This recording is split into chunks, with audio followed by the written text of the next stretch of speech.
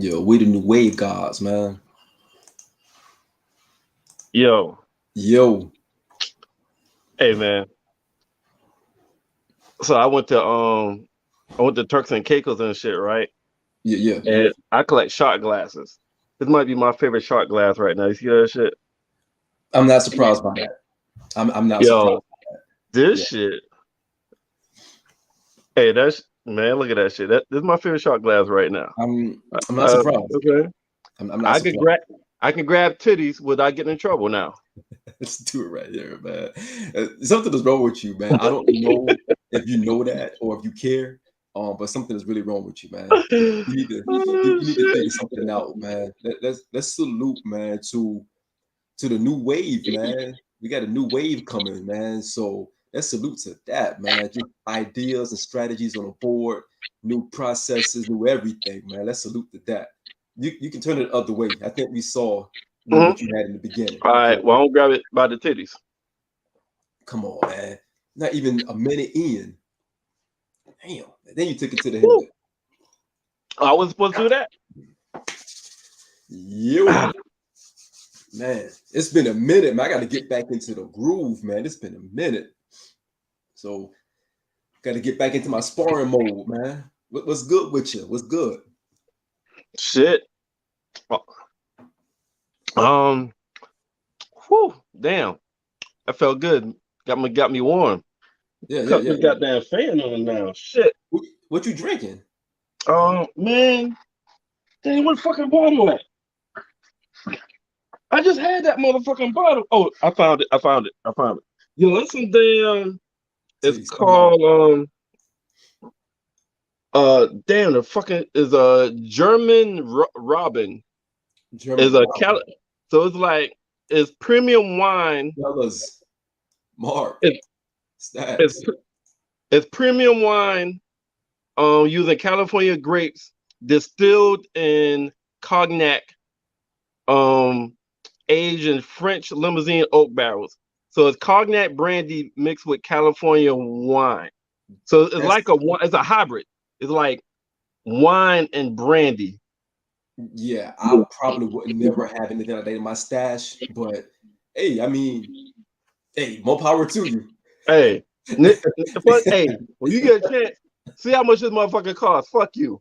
Hey, $10 ain't nothing. $10 Shit, this is $100 bottle, partner. really? Yeah, I ain't pay for it though. But it's $100 bottle, nigga. Oh my goodness. Man, that's yeah. I never heard of a wine mixed with cognac. So in this cognac, man, you don't pronounce the G, man. It's cognac. The G What? is the G is solid, man. You say cognac. It's Yeah, cognac. yeah, cognac, nigga. Cognac. Yo, What the man. fuck you talking about? Cognac. The G is solid, man. Do you see a G or is that motherfucker invisible? It's yo, Do man. you see a G? Yes, You see a G? it's supposed to be in there, man. It's cognac. So you want me to look at something and act like it's not there? Right. Yeah. Yo, like Mark say, wine and brandy mix. And Mark, 8:30, you talking about 8:15. That's a daily mixture, man. You about 8:30. Yo, well, man, yo, let's get into it, man. Yo, shout out to the guys first and foremost, man. I see the brothers in the comments. And we got Mark Word. out there. Mark kicked us off during the week, man, with a hella fight show. He did the bad boy, the good, bad, and the ugly of the bad boy. The bad boy dynasty did a great job. Him and the ladies. He had D. He had Nick J on there. So shout out to them, man, for kicking us off on Monday. Shout out to you and Taysom, man, for hitting us back on Tuesday, man, with all the shows you guys were covering, man. That's a lot of content, man, you guys got into, but you guys knocked it out the park, man. And shout out to Heisen, man, to Stacks, man. Stacks is out there just living life, man. That dude been busy like crazy, but he's always been out there supporting, man, kind of like the behind the scenes guy, man. So shout out to that brother as well, man. And shout out to the whole crew, man. This street team general. Becca's out there somewhere in the world. Tina out there somewhere in the world, man. So shout out to the whole crew, Zach, man. And shout out to Mel as well, man, for the Sunday shows also. So we got a lot of stuff going on, man. So let's skip all the pleasantries, man. We don't talk about that. So let's get into the shits, man. Yeah, let's get into shits. I'm trying to share our shits. I'm paying attention, nigga. I'm just trying to share our shit so we get some viewers to look at us talk about this shit. Don't worry. You really be in this shit. You be knee deep. You need deep in the shit. Oh shit. What we got first on the dock, man?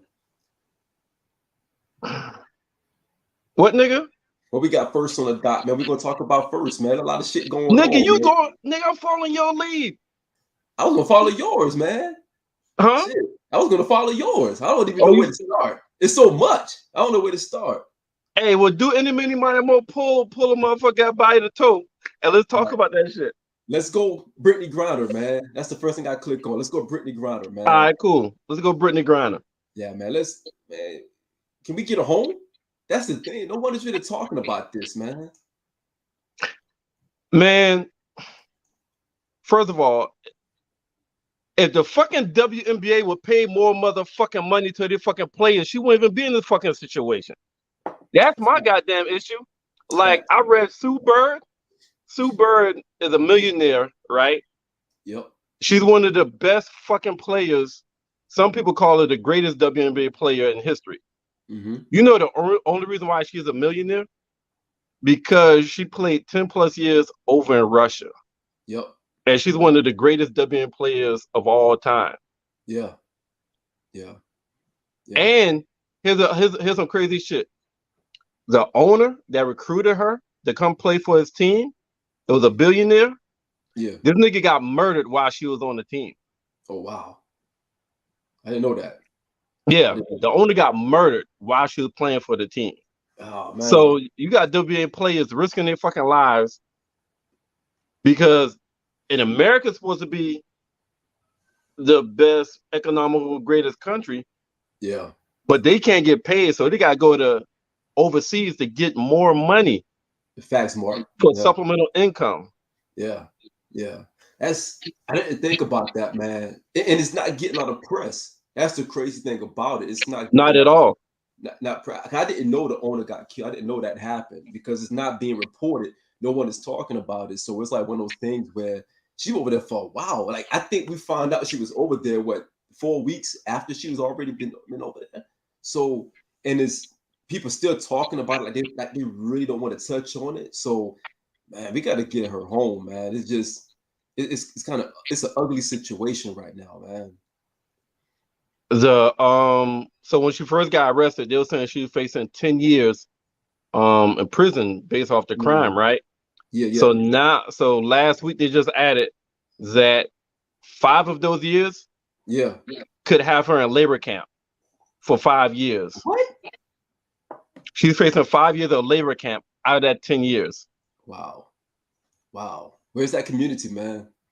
Where's that community? Hey, I ain't want to get into that, but you know what it is, man. That's horrible. That's horrible. They need to step up, man. Those government officials, whoever else, need to step up and get her from over there, man. That's not a good space to be in.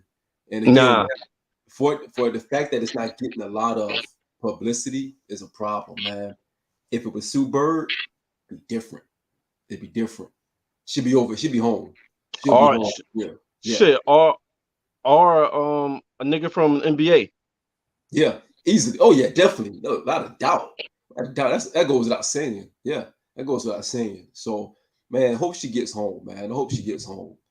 And you want to stay in the NBA, man? You want to stay in the I guess in the sports? Yeah, go ahead. Yeah, just go ahead and get the fucking sports out the way. If Stacks is watching, man, I wanna something that pissed me off, man. I've seen it for the last 48 hours, man. I want to show you this clip real quick. Stevens there to get the fresh 14 to the Lakers. LeBron! Look out below! Oh my Lord! Yo, man, people are going crazy over this non-posterization dunk, man. They're making it seem as if this dude dunked on Kevin Love. If you look at that clip, clearly Kevin Love was nowhere to be found until he fell on the floor.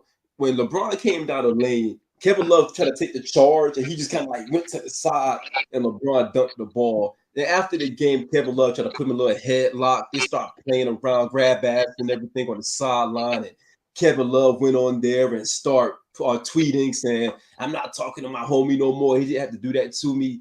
Man, dude, I'm so exhausted with this pandering, man, to LeBron James.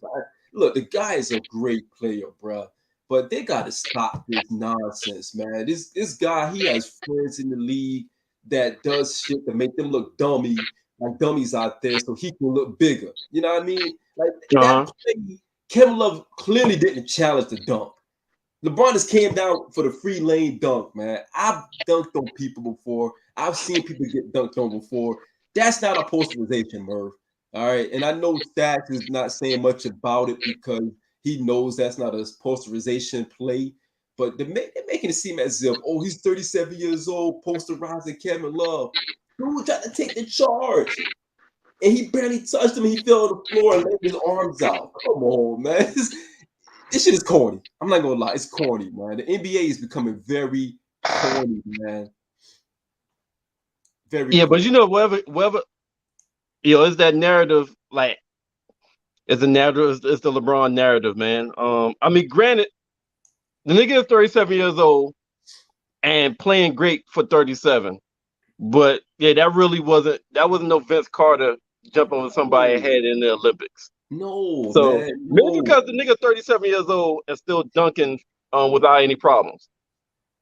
Merv, I'm 41. I'm about to turn 42 next month, and I'm still playing basketball. Not at LeBron's level. Definitely at LeBron's level. But dude, come on, man. Like, that's not hard to do. If you're 6'9", and no matter how old you are, you should be dunking like that, to be quite honest. At least in your 30s. In your 30s, man, you should be dunking like that, man. Like, the fact of the matter is, they're like, what, 10 games out of like last place or whatever, 10 games under 500, and they're teetering on a play-in game. And he's in he's like in the press conference saying this is the best he's ever felt by playing basketball, and basketball is a beautiful sport. Like, come on, man. This dude is like literally, he's being pandered to. All it's all about is about chasing Kareem at this point. It's not about the wins. So these little flashy highlights, they gotta hide the fact that they're still losing games. They're still like trash. You know what I mean? So it just, the NBA is ass right now, man. For real. It's ass. They're trying to find someone to be the face because LeBron is definitely not doing that right now with the Lakers not winning, and they need that. So they need these moments to boost up the ratings, or boost up his aura, if you will. I just don't like it, man. I just don't like it, straight up. No, I feel you. Facts, Stacks. They show these highlights and don't mention the Lakers no more. And that's crazy, man. That's crazy.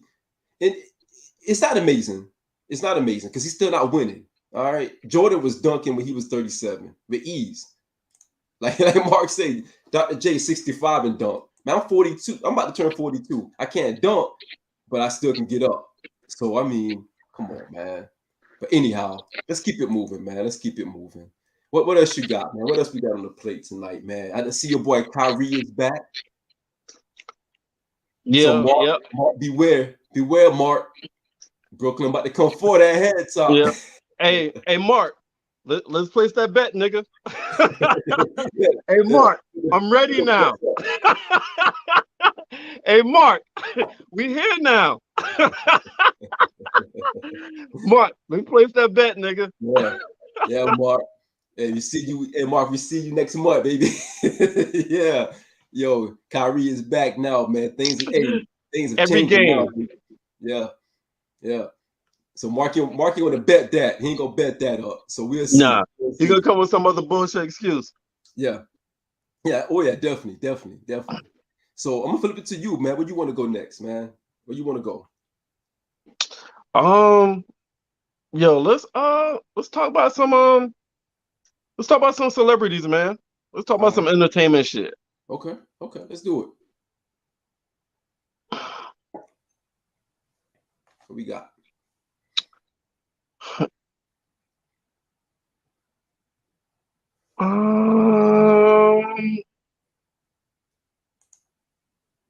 Let's see.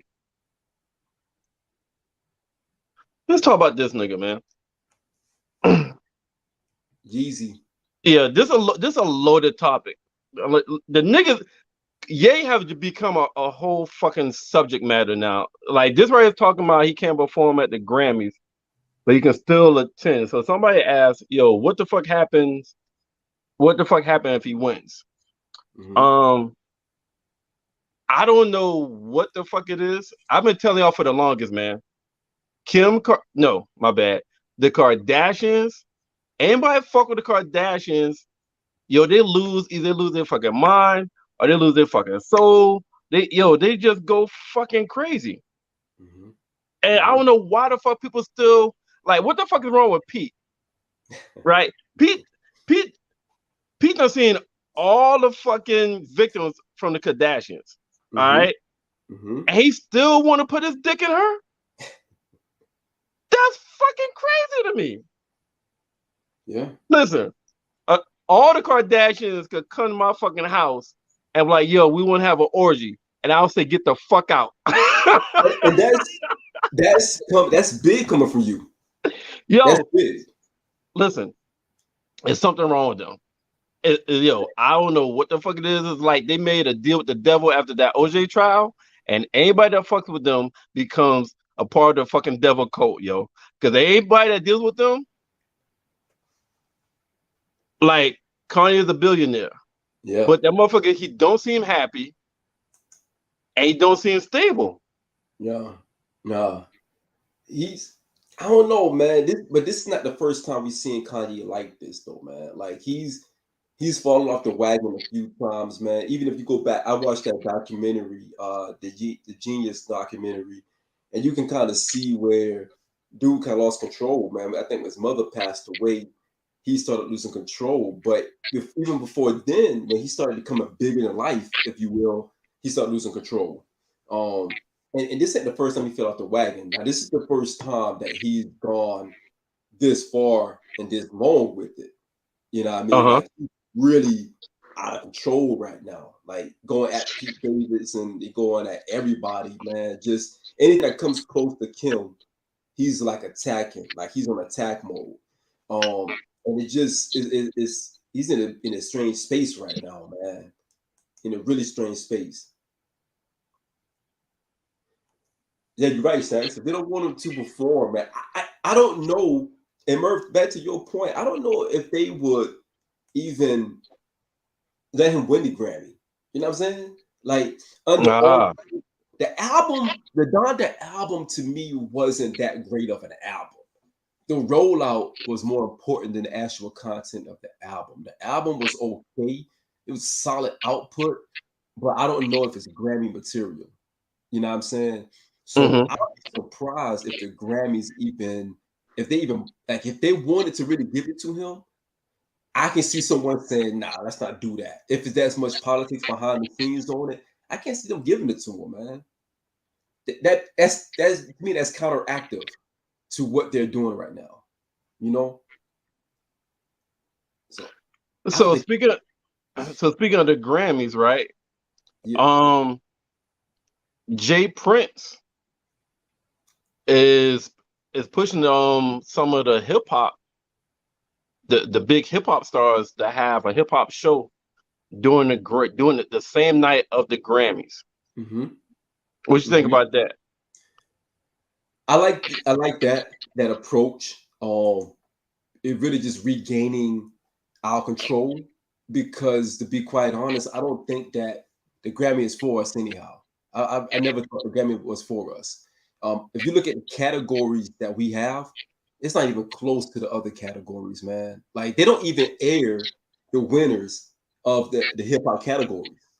It's off air. It's off. You don't really see. Yeah, it's off air. The announcements are off air. So we don't even get respect from the Grammys enough for when someone to go up and say, hey, such and such won the Grammy, hip hop album of the year. A lot of times, the last couple of years, it has been discussed off air or in an announcement. So not even at the ceremony. You know what I mean? So the Grammys were never for us at all. Never been for us. I mean, who we kidding? Who we fooling? But I can see what Jay Prince saying. I don't think that they would do it because there's also money in that, and it's also one of those things where you gotta understand the gravity of the Grammys as well. Like who's in those rooms? You know what I'm saying? Mhm. Like who's who of the industry they are in those rooms. So you don't want to really piss them off. Straight up, you have to be like a Beyonce or a Jay to have that kind of level of gravity to turn your back on the Grammys. And guess who's performing this year at the Grammys? Beyonce, right? Exactly. Exactly. So again, once before her and Jay was like, nah, forget the Grammys, forget the Grammys. And guess what they went back to? The Grammys. Yep. And that's a fact, man. Jay Prince would be the one that would do that. Jay Prince has enough, he has the hood credibility and the connections to do that. So that's why he's asking some of the bigger artists like the Nickies and the the Drakes and the Kanyes. He asking them to do it because they could definitely make it happen. But I don't think it'd be a dent in the machine for the Grammy, man. It just wouldn't be.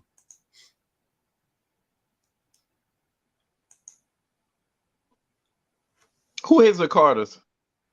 He's saying the same thing. I don't hate the Carters thing. I'm just Oh, he's talking about you. Oh, I thought he was talking about Jay gave Prince. He's facts. talking about your ass. Yeah, I just gave facts, man. Beyonce and Jada are boycotting the Grammys before, and now this year, Beyonce is performing at the Grammys. So again, I'm giving you the level of the gravity of the Grammys and what they do. That's all. What up, Tina? So Sorry, Stacks, if I offended you in the Beehive. so why we talking about, since we're talking about Hove and the Grammys, and so apparently Hove got people upset about the other award show as well, because he's throwing so before the pandemic hit, he had a big time pre-Oscars party with like no phones, RSVP invites only, but it's been missing the last 2 years because of the pandemic. He's supposed to be having one this year for the Oscar ceremony celebration. Yep. And he's taking some heat from it, from people like Spike Lee and shit. Yeah. Is upset that he's having a party in celebration of the Oscars. Yeah. Yeah. Yeah. I mean, I think it needs to be done that way, man. Do you not think it should be done that way? Honestly? What, you talking about Jay shit? Yeah. Like, we got to take back control, right? Take control in some capacity. Well, no, I think motherfuckers are upset that he's Right, because the party is kind of like, it's not going against the Oscars. From my understanding. Jay-Z's party. Huh? You said Jay-Z's party? Yeah, Jay-Z is having a party, an Oscar party. Oh, okay. As in he's having a celebratory. Yeah, like Ingrid said, because his wife is nominated for an Oscar, so he has to support that. Oh, what the fuck is Beyonce? Beyonce nominated for a fucking Oscar in acting? What the fuck is she nominated for? Random stuff. I don't know what she was nominated. I don't even know what she did. Yeah, random stuff. What the fuck? Random stuff. Right, that's what I'm saying, man. Like, this stuff is like, yeah. It's random. I don't even know what she played in. Like, honestly, I don't know what fucking movie she was in. I don't even know what she TV show or what. Yeah, I don't know what she played in, bro. Like, honestly, especially when you got other things out there where she must have played a cartoon character. She probably had a voiceover or something. She must have did a voiceover for a cartoon, yo. But Merv, look at these snubs right here, though. Like, these are snubs, right? These are real actors and actresses, man. And they couldn't, again, man, it's all politics. That's okay. She did something on King Richard, a song. So she might be getting an Oscar nomination. Oh, you know what? For a song. I think that's the song. That's the song she's performing. That's right. I think that's the song that she's performing. Right. That's also one of those songs. Yeah. That's what it is. She's going to sing the song, I think, on the tennis court. I think Oh, she's okay. singing it on the tennis court. Yeah. All right. That kind of softened the blow because Serena, the Williams sister made the movie as a black movie. Is that don't soften the blow for you? No, man. No. No. No. She probably said, look, when Beyonce called you up and say, look, I want to sing at the Oscars, but I need for you to nominate me for something. They were like, what category? I don't Damn, care what category. You figure that out. damn, I'll you just think she go did on that? and sing. Huh? Damn, you think she did that? She pulled that trump card? Come on, man. What Kanye said at the Grammys? Kanye, why you think Kanye was in the doghouse, man? He let it out. He blurted it out. He forgot to take his meds that day. I'm sorry, but he forgot to take it that day to blurt out. Like, come on, man. Beyonce called up and said, look, I want to sing at the Oscars. I'm Beyonce. You need me. And all they have to do is say, look, we'll figure out a category. You just show up. Beyonce show up and sing at the Oscars. What you think they do? That's money. That's money, bro. That's money in the bank. What do you think? Come on, man. So Jay-Z is still looking out for number one. Come on, man. Come Hey, on, all man. right. What? Yo, Stacks, relax, man. yo, Stacks crazy, man. The Beehive is alive tonight, man. Stacks is part of the Beehive, man. I apologize, man. Yo, Mark know what it is. All right, so what about this? Snoop Dogg said that Jay-Z threatened to quit the NFL partnership if they didn't let them perform.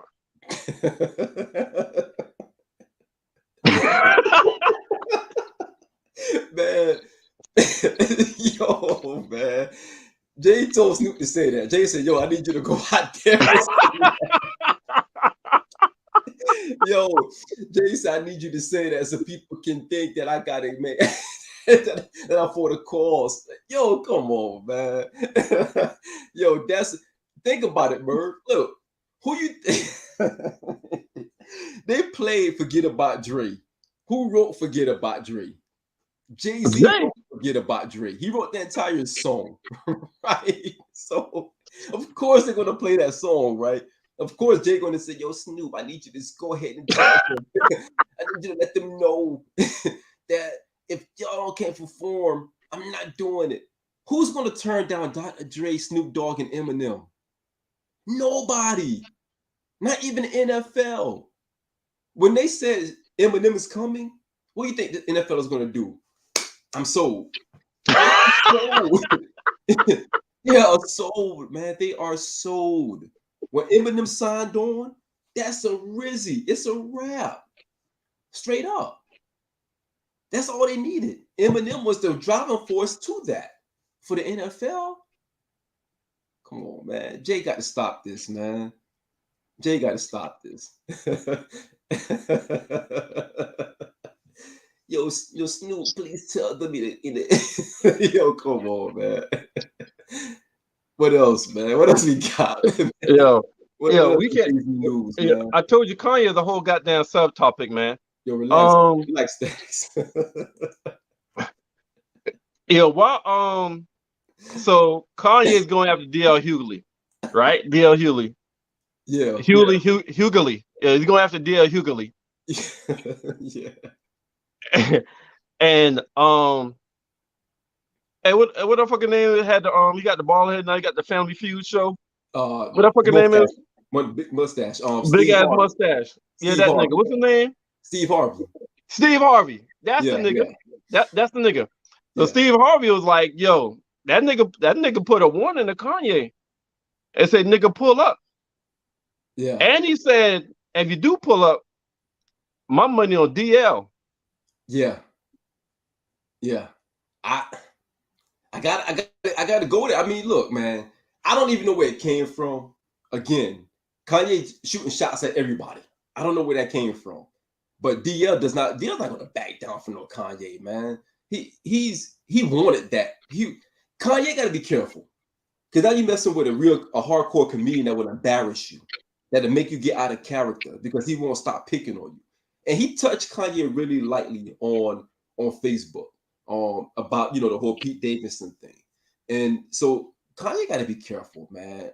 Hold up, you say he touched him lightly? Yeah, I think that was in regard to DL Hughley and what he can do. That was a light jab. Didn't that nigga say Pete? Only thing Pete gotta do is take a picture inside the goddamn Kanye bedroom, inside the goddamn house, and post on Twitter. You better leave that nigga alone. He did, man. And DL, but look, we know what DL can do. To me, that's a jab. That's a light jab, right? That's a setup. Because now if Kanye sees something else, now he gonna come with the uppercut. Like that's a jab. That's a jab. Because it's nasty. That was nasty, man. Like Kanye got to stop, man. He got to stop. He got to stop. Because now you got Soulja Boy out here telling Pete Davidson to fall back. I mean, he just got to stop, man. And like Mark said, man, people don't realize DL is actually a street guy. he's really a street dude. That's why. Right. That's why Mustache Man said that. That's why Steve Harvey said that, because they know, the industry knows that he's not no pushover, right? He's not no pushover, man. So yeah, you gotta be careful, man. He gotta be careful. But they don't care. They don't care. He don't care. Yeah. So, yeah, on some shit, man, because he released DL Hughley address too. He did. And been receiving threats and shit. Because he did the same thing to Drake. He gotta stop that. He gotta stop, man. He gotta stop that, man. He gotta stop. That nigga think he a billionaire. He could do anything. He could do anything, man. And we need Ye. We need good Ye. We don't need crazy Ye. We need good Ye, man. Hold up, good Ye. You think good Ye still there? I think good Ye gone. Hey, we ain't getting no more good Ye. I think we're going to get. Watching Genius makes me feel like you being nostalgic, nigga.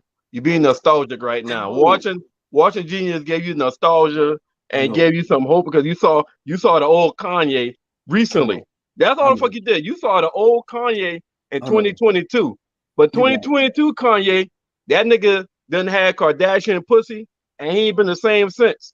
But Merv, he's been like that. He's been teeter-tottering like that for a while, man. Like even but that nigga worse now. He going through withdrawal. You know how you go, motherfuckers got heroin and they're crack addicts and they got go through withdrawal and shit. That nigga can't get no more. That nigga can't get no more Kardashian, no more ass, no more whatever shit.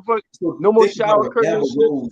When Amber Rose had broke up with him, right, and he made my Twisted Dark Fantasy, and he had the song Yeezy Taught Me. Like that was like pretty crazy, right? Like, so we seen this part of him. We seen him go off the deep end. We've seen this, you know what I mean? And now it's to a point where he's like really spiraling. And I don't think he has like a circle to bring him back in, because everyone who tried to talk to him, he's kind of like pushed him away. You know what I'm saying? Like it's almost to the point where he's just speaking out loud at this point. And I still think that good Ye is there, man. I just think the guy needs to be centered, man. Like, honestly, he needs to be around people that love him hard. You got people in your circle that love you hard, where they can be like, you're out of control, man. You need to relax. He needs that. He don't need somebody to say, well, man, you're a billionaire. He don't need somebody to feed him, to feed his ego, or to feed his that nigga surrounded by yes men. All right? Yeah. That nigga surrounded by yes men. Yeah. Because think about it. You got local rappers that's famous, but don't have that kind of power, but they known. You know what I'm saying? They got the notoriety. Right. And they're surrounded by yes men and hype men, right? Right. Kanye is a fucking billionaire that has influence, has a cult influence, and has a certain amount of power. Yeah. Anybody that would tell Kanye no, that had the ability to tell Kanye no, is not in his fucking circle no more. Right. Right. You're right. And because who honestly who can pull him to the side and say, yo, chill out? The only person that probably was able to do that was Jay. Jay-Z Yeah, was probably one of the only ones that could say, look, man, bro to bro, you need to chill out. Like big brother, little brother, you need to relax. Even yeah. Dame Dash, I think Dame Dash would have been able to reel him back in.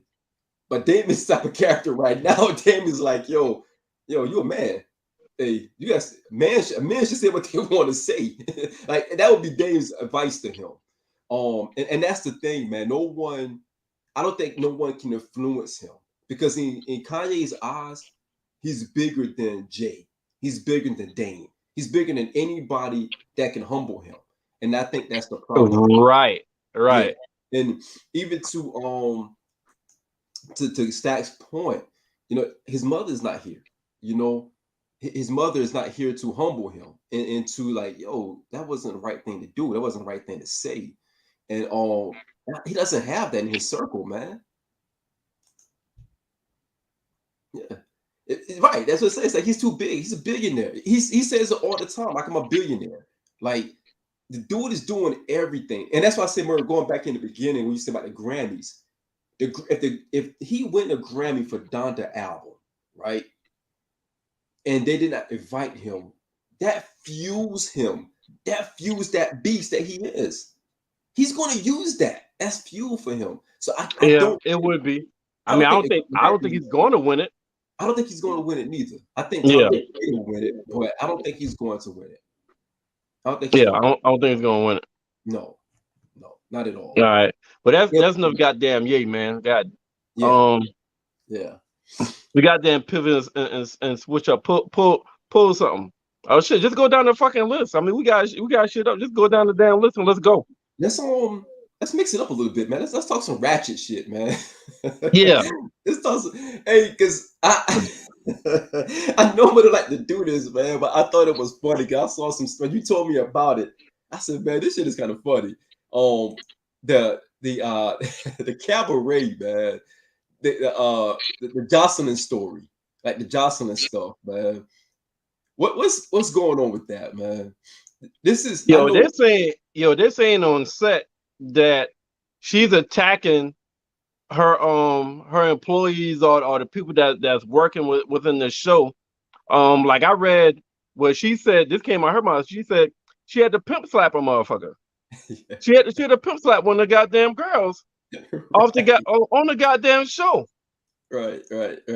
Like they on some death row Suge Knight shit, and Jocelyn is attacking her cast members. Right. Yo, man, when I saw that, bro, the first thing I thought about was Mark.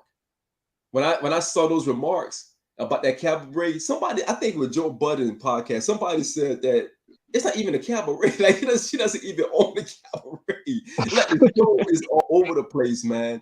And I saw a clip that they posted.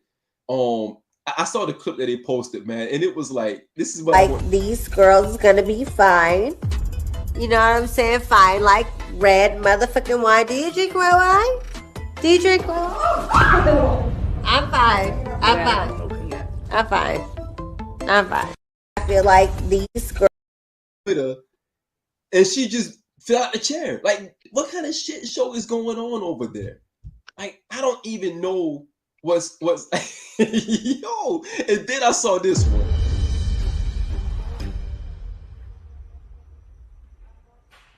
Don't make me fuck you up, girl. Because you might be the first one to get it from me. Yo, like, what kind of show is this? Like, what is happening to America? Like, this is, man, again, this is why we are in, that's why we might be fucked up, man. Stuff like this, man. I don't even know what else to do at this point. Like, who do you write to say, okay, take this off TV now? It's enough. Enough is enough. Like, shit. What's going on, man? What stations that shit on? Who the fuck is funding that shit? Who like, man? I think it's on isn't it Zeus TV or something like that? It's something like, I don't even know, man. It could be VH1, man. That shit might be on Tubi. But who the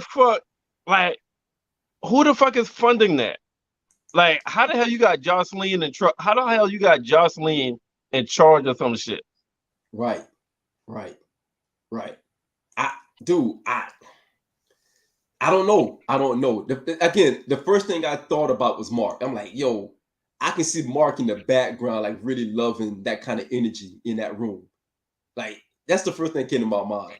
Yeah. And it's sad, man, because she's out there really like beating up chicks on TV, like, and threatening them on TV. No one has a lawsuit so far. Matter of fact, I think someone is about to sue her. Nah, I think somebody Yeah. just said they about to do something. Yeah. It just came out. Like, what the fuck is the show even about? I don't even know. Like, I don't know. I don't know. I didn't know about the show until I saw that she was attacking people, slapping people, threatening people, and then somebody's about to sue her ass. That's how I heard of the damn show.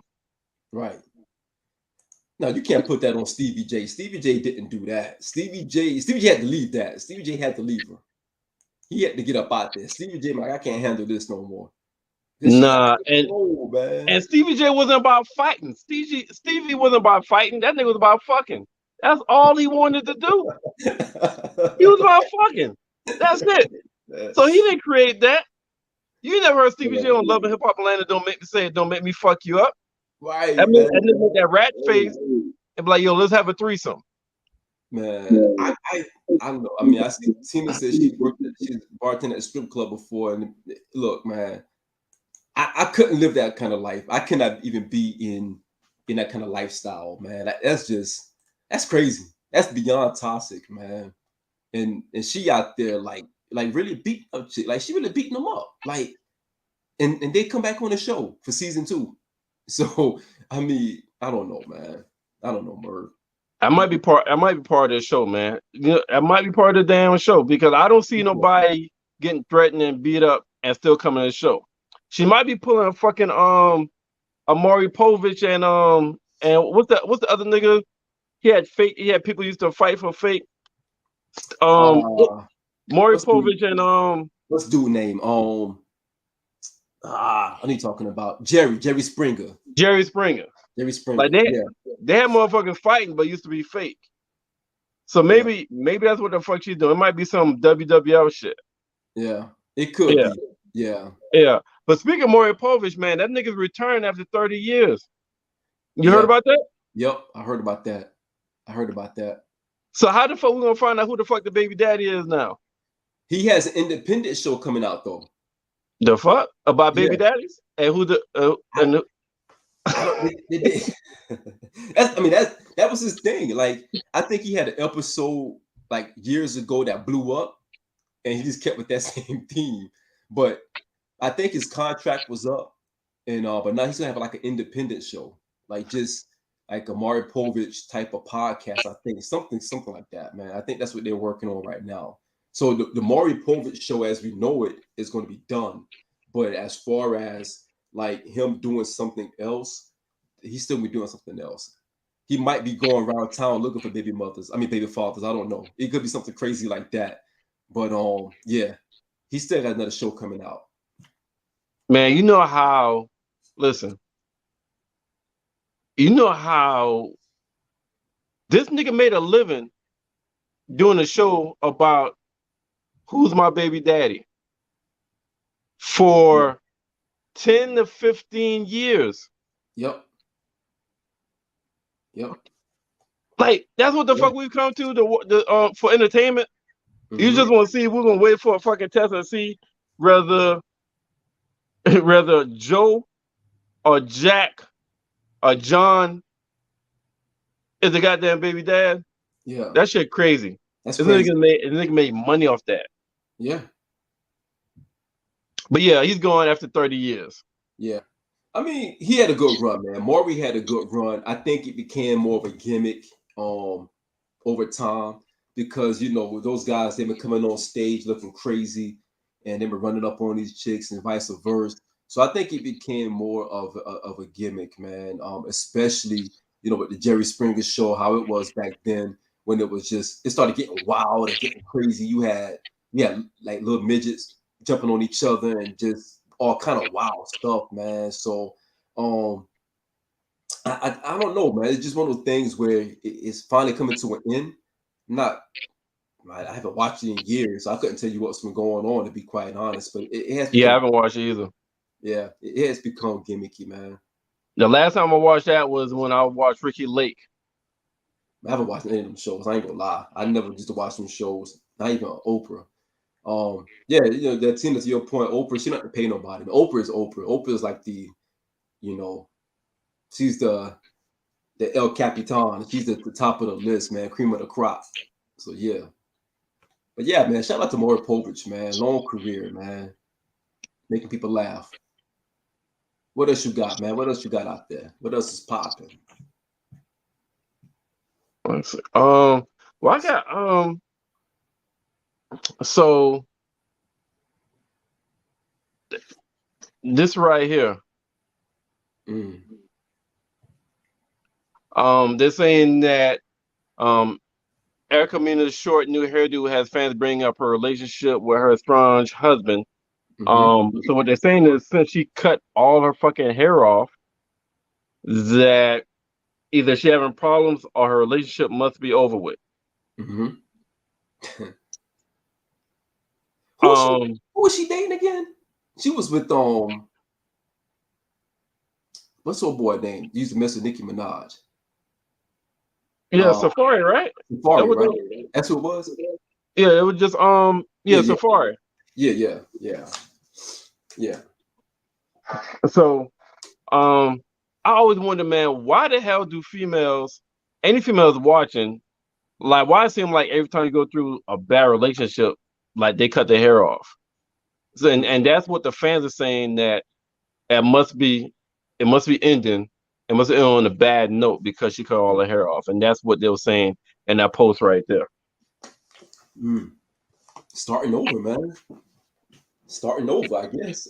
I don't know. It's like one of those things. Hey, start anew. Cut your hair off and grow it back. I don't know. Who started that? Like, I don't know, but like a trend. Oh, Tina. Sound like Tina's saying she might just have weave the whole goddamn time. Yeah.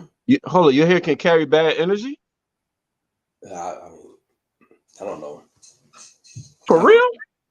I mean, I can see the whole thing of cutting it off and starting new, and starting anew. I can see that. I can see that, but I couldn't tell you, bro. Yeah. I've heard guys. I knew guys who were like Jamaican guys. Like, actually, I knew some guys who was from Caribbean, man, that said that if they had like bad spirits or had bad luck and things of that nature, they'll cut their entire locks off. They'll cut all of that off and regrow. Matter of fact, Busta Rhymes did that when he went through that thing. When remember he had the locks and all that stuff, the transformation. Yeah, he actually did on the album cover. Yeah, I mean, I guess new look, new you, new beginning. I don't know. Could be. I know. My college sweetheart that I dated, and we was engaged. Like, her hair was real long and shit, and our engagement ended. And it wasn't me. It was like one of my frat brothers saw her, and the next time they saw her after that shit, she had cut her fucking hair. Like, her hair was down to her shoulder, and next time they saw her afterwards, she had a bob like right below her ear. I know somebody else that just went through something, and they cut their hair like almost as low as like not bald, but real low. So it seems kind of universal, man. Shit, I think we can fuck around and bring some females on and have a whole part about that shit, because a lot of females do that shit, and they're saying based off her hairdo is why they're thinking that her relationship is over with. Yeah. I mean, for men, like for men who grow hair, it's like one of those things where it's important, man. So I'm sure that's multiplied when it comes to women and why they do what they do with their hair, especially in a relationship or when they're going through some things. I mean, again, I can't relate to that. I don't know. I've had the same hairstyle for like years until recently. So I don't know, bro. Yeah. There's nothing. Yeah. Yeah. Niggas don't cut shit off. Niggas usually just try to find some new pussy. Oh man. Wait, what happened? Nothing. What? That's what the fuck. I get it. Yeah. Yeah. When shit ends. You just caught me off guard. Yeah. I wasn't ready for that one. Yeah. Hey, so for y'all motherfuckers that got other people passwords, that should about come to a fucking end. Yo, Netflix is saying everybody that got somebody else's password, if you got 6 motherfuckers that you gave your password to and 6 different households, get prepared for your monthly charge times 6. Netflix saying they're doing testing fee right now for subscribers sharing passwords with people outside their household. Wow. Look, man. This whole this TV streaming stuff is getting out of control, man. Like cable by itself now is like almost $200. Now you're putting in the Netflix stuff, and I think they raised their prices on Netflix. $20. $20 on $20 now. I mean, I don't know, man. It's starting to get crazy. I know Mark is a big guy when it comes down to Fire Sticks, so that might end up changing pretty soon too. So it's like everything is crazy, man. Everything is getting crazy, bro. Like, but look, at the end of the day, man, they're gonna find a way to stop us from doing our stuff, right? They're gonna stop us from doing it. Sharing passcodes and everything to Netflix. They're gonna stop it, man. They're trying to get all that money, bro. Yo, I mean, they got the fucking money. They just gave fucking Courtney Kemp like what 300 million some shit. They gave the motherfucker that wrote Scandal and How to Get Away with Murder. Then they gave her like 200 million. They got money. They do. They want more. They want more. They just being fucking selfish, yo. Why not? They want more. It's crazy. Like the Netflix thing is getting crazy and out of hand anyhow, because now you have others that's like really trying to compete. HBO Max, Disney Plus is my thing, but it's all starting to get crazy, straight up. Okay, so if they got competition like that, and you start charging motherfuckers, how they're talking about how they're threatening the charge. Mm-hmm. You don't think you're gonna lose? You don't think you're gonna lose to competition? Or you think Netflix? Or you think Netflix done got that damn strong? Man, Netflix locked in, bro. Netflix locked in. You got to remember, man. Netflix was the place that took over Blockbuster. You know what I mean? You forgot Netflix was the one that knocked Blockbuster out of business. So Netflix is pretty strong, man. And some of these Netflix movies that they come out with, Netflix originals and Netflix shows, that's why they're spending all that money on like the Courtney Kemps and these others who bring original content to their show. Other places are not doing that. Disney Plus hasn't even hit. I think Disney Plus about to hit their first year mark, and but they're all Disney, so they don't have a variety of things like Netflix has. Netflix has a variety of things, so people going to lean on Netflix hard, man. Yo, I'm a TV nigga, right? Let me tell you something. AMC Plus is coming. They creating original. They creating original shit. Yep. HBO Max is creating original shit. Yep. They fucking coming. Yep. Paramount Plus is creating original shit. They're fucking coming. Apple TV got original shit. Yeah.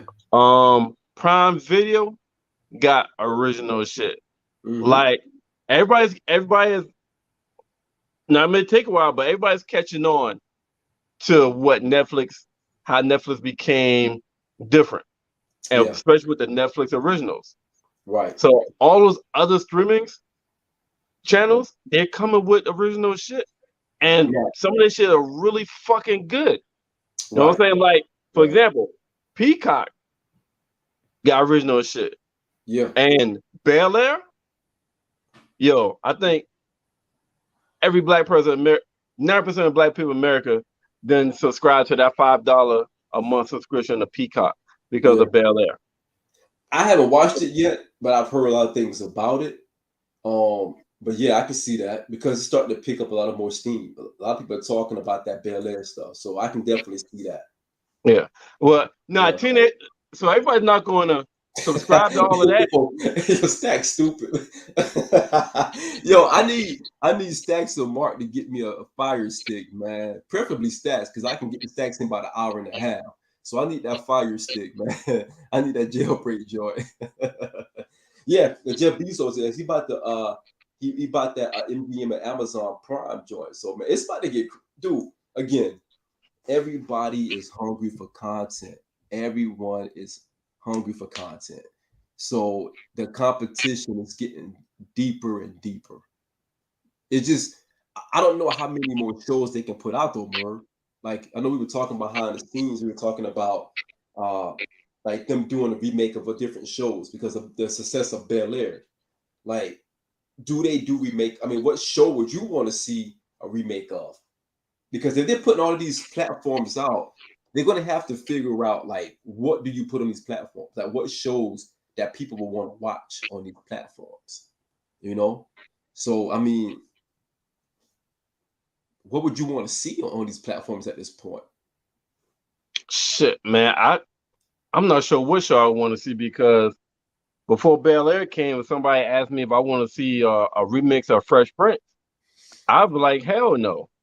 But then when I started watching this shit, I'm like, oh, this shit dope. I need them to make more seasons of Bel Air. Yeah. I want to know which. I don't know what show. I mean, on Peacock, if you're a Saved by the Bell fan, they got a remix of Saved by the Bell with some of the original characters. It's more of a continuation, like Zach. Yeah. Like Zach is the principal. And he's in politics. Of the show. Yeah. Yeah, the continuation like years later and shit. Yeah. Stack said you want to see a Martin reboot. You want to see a reboot or a remix? I don't know if I want to see a reboot of Martin. The Martin show got to be Martin. It's like I don't know if you mean a reboot with a new cast and everything. Like I wouldn't want to see a new cast to the Martin show. I would love to see like the original cast if possible. The Martin show is very near to my heart, so it's hard for me to want to see a reboot of that. To me, that was one of the best shows that ever came out, in my opinion. One of the best. My top 3 for me, maybe number 1. Maybe number 1. Yeah, right. And to Mark's point, like it's really hard to watch all those shows. Somebody got to tell you that it's good. Like Mark was the one that put us on Snowfall. Mark put us on Snowfall. Mark put me on Power. Like it's hard to watch all what shows. Shit, all the goddamn talk shows out. I'm current on 80%. So I'm not even there, bro. Like I can't even keep up. Like I can't even keep up. Well, I watch it at midnight. Dude, I can't even keep up, bro. I lose interest in some of these shows. The only shows I'm plugged into is the Power Universe right now, and of course Snowfall. You know, Walking Dead is kind of starting to fall off a little bit, but I'm picked back up. I'm current on that. It should pick the foot back up. I'm current on that. On Walking Dead. Yep. Yeah, this season is pretty dope, but it has some slow moments, man. Some slow seasons in between. Yeah. Oh, okay, Stacks. I see that, Stacks. I like that, Stacks. If it's the same folks, just current, I can dig that. But so if you do Martin, who's gonna do Tommy? Maybe I don't. Yes, yeah. Or do you leave Tommy out that shit? Yeah, you got to probably leave him out. Probably got to write him out, man. Unfortunately, maybe they come together because of Tommy's death. I don't know. You know, like the script kind of. So you know what? The first episode could be Tommy's funeral. Yeah. Because they were talking about doing it. They were really talking about doing it. At one point. But it's just one of those things where it's gotta be delicate. It gotta be done right, man. It has to be done right. You just can't do a Martin show and just throw it out there. Everybody has to be bought in, man. That show was just so unique, man. The characters, everything about that show was so unique, man. It was so timing. It was great timing for that show. Yeah, you a big Martin fan. That's like, ain't that like your favorite TV show of Yeah. all time or some shit? All time, man. Favorite TV show of all time. Favorite TV show of all time. Yeah. Never got into Sex in the City. You know what? I never got into that either. Nah, they can't do that.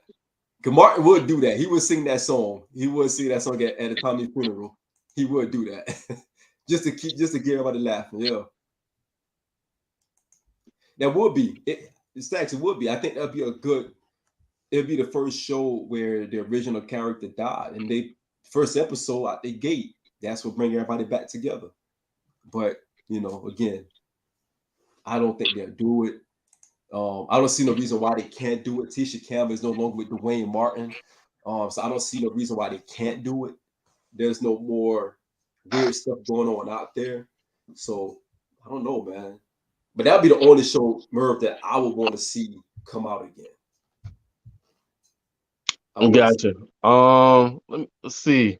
All right, so I'm gonna start on name shows, and you tell me a reboot or a remix or nothing. All right.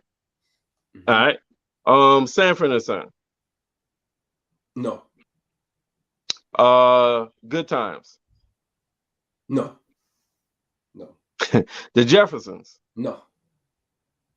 Well, goddamn, nigga. They're time capsules. Those shows are time capsules to me, man.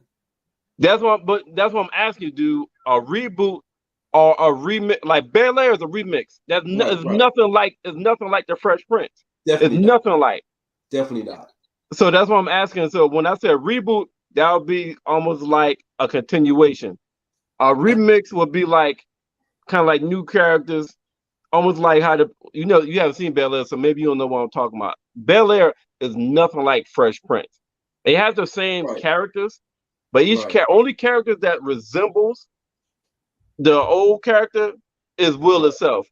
Everybody else is completely different. This is a drama. Yeah. Fresh Prince of Bel Air was a comedy. I think it's hard for me to picture Good Times in 2022. Like, even a reimagination of Good Times in 2022. I think it's hard for me to see that. Even with Sanford and Son, I would say something like remember the Rock show? Yeah. I think that would be like a child of Sanford and Son. So it would be hard for me to see that in 2022. Family Matters. I was never a Family Matters fan, man. I can see a reboot of that, though. I can definitely see a reboot of that with new characters and new everything. I can definitely see that. I just never did that show. All right. Cosby Show. I can see a reboot of that. I think a Cosby-like show is something that we need because I don't think we have enough of those. I don't think we have nearly enough positive shows like the Cosby Show was. Yeah. And I would love Different world. I'll let my cousin Bud come back and reprise his role in a bigger role. So I would love to see that. Yeah, absolutely. Different world. I can see a different world. I can see a different world in 2022 with different characters, a new look, fresh look, because I don't think we have that anymore as well. We're not showing HBCU shows and just the rigors of going to college in this day and age. I think that would be a great one. Yeah, that's a great one to reboot a different world. Yeah. Okay. Shit. Jamie Foxx show. Phenomenal show. I think they could possibly do a continuation of that show where Jamie and Fancy married, kids or whatever, if done right. Because Jamie Foxx does have a show. He had a show on Netflix that was kind of whack, where he was a father. It was a whack. I think I forgot the name of it. Like something about my dad, something. I forgot the name of it, but it was whack. But I could definitely see a show that a continuation of the Jamie Foxx show, where him and Fancy got married, got kids, etc. But I love that show. I love the Jamie Foxx show. All right.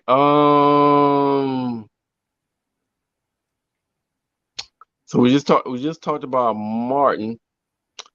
I think that's all the classic black shows. I mean, do you want to count Steve? I mean, Steve Harvey's show. I'm a big fan of that show. I'm a big fan of that show. Yeah, me neither. So I can't think of any shows any black shows that we could do a reboot or a remix. Some of the Bel Air. Yeah, it's not that many. It's not that many. I mean, So- the ones that we had were actually really, really good for that timing. I do think that again, having a different world, reboot, new characters, maybe some old characters sprinkled here and there.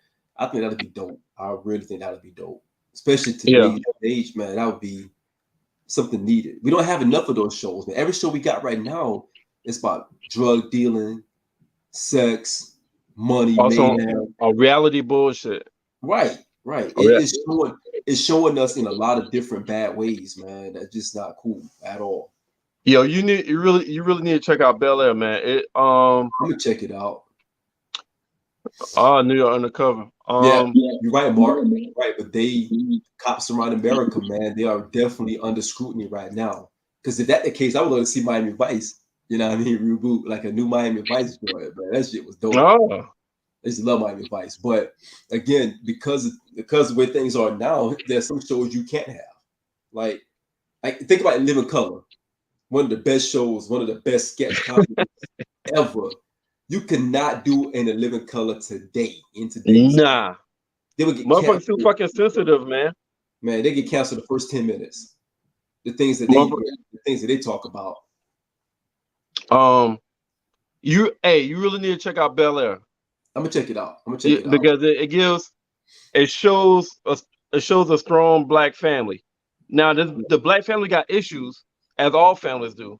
But overall, it's a strong picture of a black family. And I mean, I know some people was a fan of Blackish. I never really got into Blackish. Some people said Blackish was closest to the Cosby Show kind of thing that you got.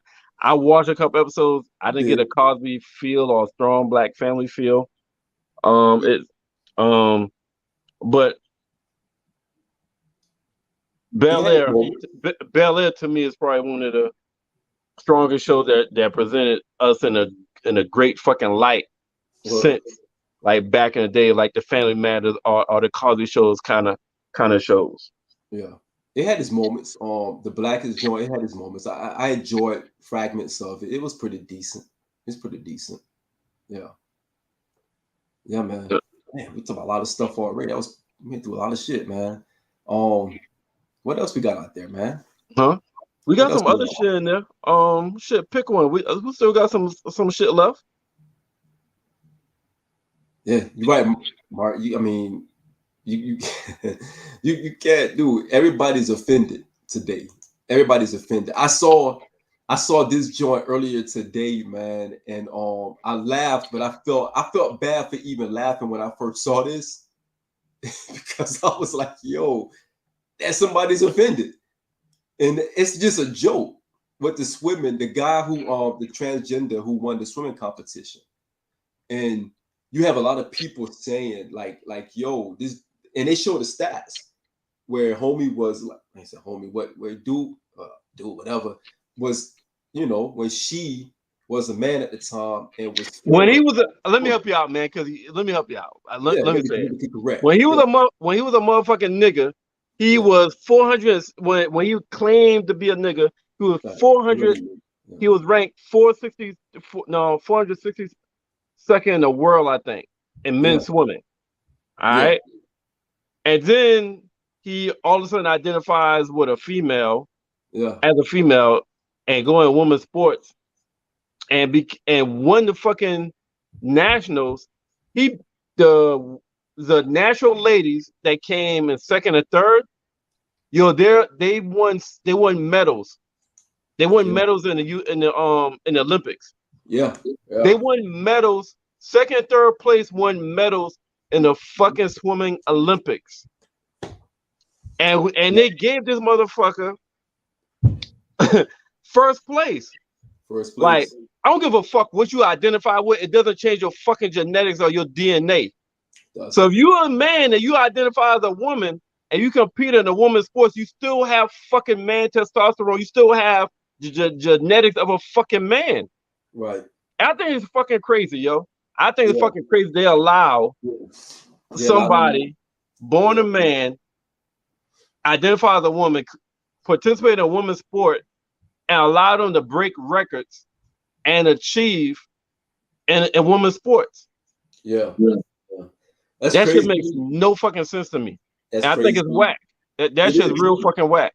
It is. It's not fair to those women who actually train for years, all year round, and have to compete with someone that's already genetically engineered to be a little bit stronger, faster than them, especially in that same profession, that same arena. It would have been different if she wasn't a swimmer before, if she was like really an amateur, but she was professional. No matter how you placed, you was a professional regardless. So she knew what she was doing. And to be able to win like that against those other women, man, and they showed a picture. I'm like, whoa, she was way bigger than them. I mean, like whoa. Like I know this, the speed and the velocity inside that water played a big difference in that victory. So again, man, I think it's nasty, to be honest with you. I think it's nasty. Man, even if they never participated in that sport, I still don't think they should be allowed regardless. Like, I know you did karate. You ever did boxing? No. All right. So you never done boxing before, and you claim as a woman, then you go box. Now they may beat you because of their skill set, and you haven't trained, but yours gonna take a lot more for them to knock your ass out, as opposed to a woman. I'm talking about as far as like, I'm not talking about skill set. I'm talking about being able to take the punishment. Yeah. Because of your genetics. So yeah, man, I can't believe that they allow that shit. Yeah. Although I've seen some dudes get pummeled by some women out there, and they tried to fight back. They got beat. Yeah, they got the brakes beat off of them. Yeah, so but still, in professional sports, I think they have to draw a line in the sand, man, in professional sports, because it's starting to get to a point. I think they even had a fight about a year ago, when they had that fight, and Shorty got beat up pretty bad, and the professional sport didn't even bat an eye. They were like, they identify as this, so we're fighting them as this. And that was UFC. I think that was boxing, if I'm not mistaken. Some kind of amateur boxing. Okay. Yeah, and they're identified as this, so they're fighting as this. And I thought that was very careless, because that person really could have gotten hurt really, really bad in the ring. And it wasn't like it was a small person. They were fighting against a pretty big person, right? So it's ugly, man. It's ugly. So they're not going to stop it. They're not going to change it, but it's not good. It's not good at all. It's not good at all. What else we got, man? What else is out there, man? We got some other shit. We got some other shit. How about your boy Boosie? Oh, yo, this nigga really got zero give a fucks. Yeah. Like he don't give a fuck about the public. He don't give a fuck about no opinion. He don't give a fuck about no criticism. So his latest shit is he got his 18-year-old and he was on IG Live with magnifying glass, looking at different women vaginas. Yeah. On IG. Yeah. On IG. Like, how the fuck you still got an account, yo? This nigga does some wild ass shit on IG. Yeah. Boosie does not care, man. Like, he done got banned. He done got threatened. He doesn't care. Boosie is going to do what Boosie is going to do.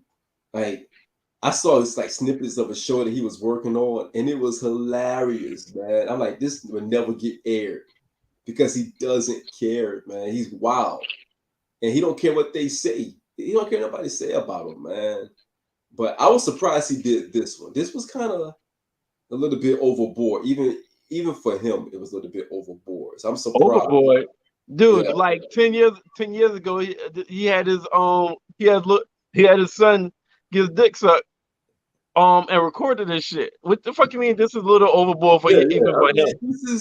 This is Boosie. It's like it's almost to the point where you know what you're going to get out of Boosie, man. Like, and he knows what I mean. No one stop him. He's not being stopped at all, man. He's going to keep doing Boosie things, man. They still go watch the concert. They still tune in. That's what he do. Yeah, you can't cancel him. You can't cancel Boosie. You know what? I really think the cancel culture only applies. It only affects people that cares. Yeah. It does. It does. Those that like Boosie know he's not going to host a Grammy.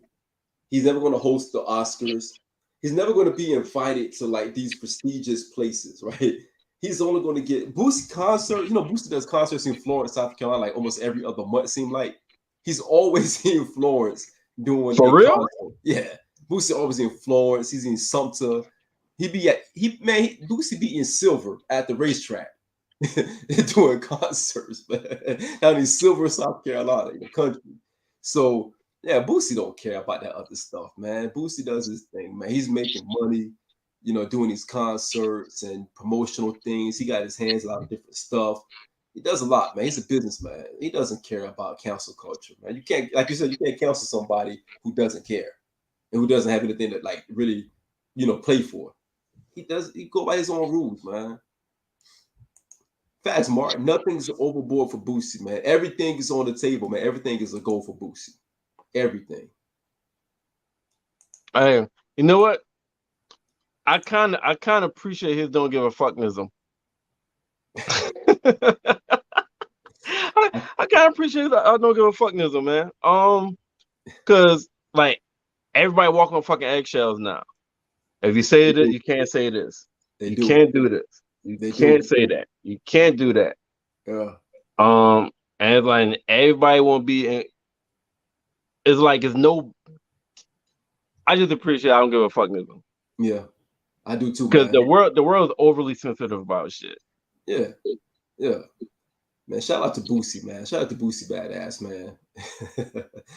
Yo, speaking of somebody out there too, man, Lotto, man, Big Lotto. She's actually been like hitting a lot of stuff lately, man. She's been doing some freestyle. I think she was on Flex Freestyle. She's been out there, man. She got an album coming out real soon. I mean, I know you was asking me about this, so I didn't know the stories. You may have to kind of share it with me, as far as like, you know, the struggle of male artists. Like, what do you think about that, man? That's crazy. That's crazy. Yeah, that is crazy. For you to call, you know, you hit up one of the male artists to come on as a feature, and you gotta damn tell the nigga stop hitting on you, stop trying to have sex with you, and like just to keep it business. Yeah. I mean, if a month, it's like when a female sees you, they know within 30 seconds whether or not they're gonna deal with you or not, whether it's business or personal or whatnot. And they'll most time they'll let you know. But if motherfucker invites you on business, go in and handle your fucking business and then get the fuck out. And for her to say that, it had to be, to me, it sounded like it was multiple times that she had to tell whoever this nigga was, yo, I'm here for fucking business. Yep. And that's crazy. Yep. I mean, it's not surprising because that happens in the industry a lot. You've had rappers who used to talk about that. They said that, they said some of the hardest rappers you think that's really hard are the ones who be asking for sexual favors. Like these guys from other male rappers. Like they talked about that before. And they said that happened also in the industry, in just the movie industry as well. But they said if you want to get that part, you may have to Play part that some other part. game. Yeah, you got a part. Yeah, You yeah. want to get that part? Yeah, you're gonna have to play that part. You got to play that part. You know what I mean? So it's not surprising. It's unfortunate, man. But that's the industry, man. The industry is just is nasty, man. And for her to bring that out, I think that's big. I had to give shout out to her. That's big on her to even put a spotlight on that situation itself. Like to really, Yeah. they had the courage to talk about it because I'm sure she's not the first, last, or the present one at this point, to be quite honest. Yeah. And that's what it is. Yeah, She refused to name anybody because she yeah, didn't want it to yeah, she didn't want that to take attention away from the album. yeah. So she didn't name anybody. Absolutely. But they know who they are, and Yeah. I'm sure they're probably shaking in their boots right now. Like, please don't throw this out there. You know what I mean? So yeah, I don't from looking at that, I saw another article affiliated with it where the title was Kodak denies that Kodak denies it being him that she's talking about. So I don't know if somebody approached Kodak. Apparently he's on the album. So I don't know if somebody approached Kodak and asked him, was it you that she's talking about? But he has a little short article where he's denying that wasn't him, letting people know it was not me that she's fucking talking about. Yeah. I hope not. I hope not. I hope not. I mean, Kodak, he's already in some. He's always in some stuff anyhow. So I hope not. I hope not. But it's so shame on him, man. Shame on him for putting himself out there like that. Straight I up. mean, look. And to Mark's point, he's an easy target because this is the same nigga that when Nipsey Hussle got killed, was it Nipsey Hussle or was it Kobe Bryant? It was one of them when they got killed. I think it was Nipsey Hussle. Yeah. It was like, well, shit. I go ahead. I think maybe like no more than 2 weeks. Yeah. And he was like, yo, she could come cry on my shoulder or some shit. Yeah. Yeah. He said that. That was tasteless, man. Yeah. It wasn't Nipsey Hussle because T.I. approached him about it. He did. Yeah. So it wasn't Nipsey Hussle, Child's mom. Yeah. Was it him? Was it Kodak? I don't know. It was one of these rappers. That was Kodak with the Nipsey Hussle thing. Okay. Yeah, that was Kodak. Okay. Because I remember T.I. approached him on that shit. Yeah, as he should. Yeah, it's tasteless, man. But shout out to her, man, for putting that stuff on blast, man. Because again, at the end of the day, it's nasty. And for her to be able to share that, to Mark's point, you can't name names because you get blackballed, especially if it's a big name artist. If it's a big name artist, they're going to blackball you. You're not going to get a chance to get anything out of that. So shout out to her for even having the courage to bring it up, man. Shout out to her. Let's go to Angela Bassett, man. Let's go to some class. Angie, she said that Black Panther 2 is going to be better than part 1. I hope so, man. I hope so. I'm a big Marvel fan. Love the Black Panther. Love everything the Black Panther character represented, especially for young Black kids. And just still sad that Chadwick, passed away. I was watching Civil War last night, and that was like the introduction to Black Panther in the Marvel universe. And I was like, man, they really got to do something, man. They got to figure out how to recast or do something. I think we still need that character in the MCU, a male character as Black Panther, not the sister becoming Black Panther. That's fine for her to do it too, but I think that for these young boys, they need that. But Angela Bassett is saying that this is going to be better than part 1. So we'll see. We'll see, man. I'm getting worried about it. Well, it sounds like it's supposed to drop the end of the year, right? Nah, I think they keep pushing it back, man. They kept pushing it back. You got to watch it from its entirety. I don't you gotta watch it. Like I watched the thing so many times. It's for the culture. If you watch it, just watch it for the culture. Watch it for yourself. Do it for the culture. Gotta watch it straight through. I think Murray may not come out to next year, if that. If that. Marvel got their hands in so much stuff right now. They got so many things on the table right now. I don't think that the Black Panther comes out until next year. Because they had to stop production, restart production, and start. It was just so much going on there, bro. So I don't know, but I do hope they figure it out.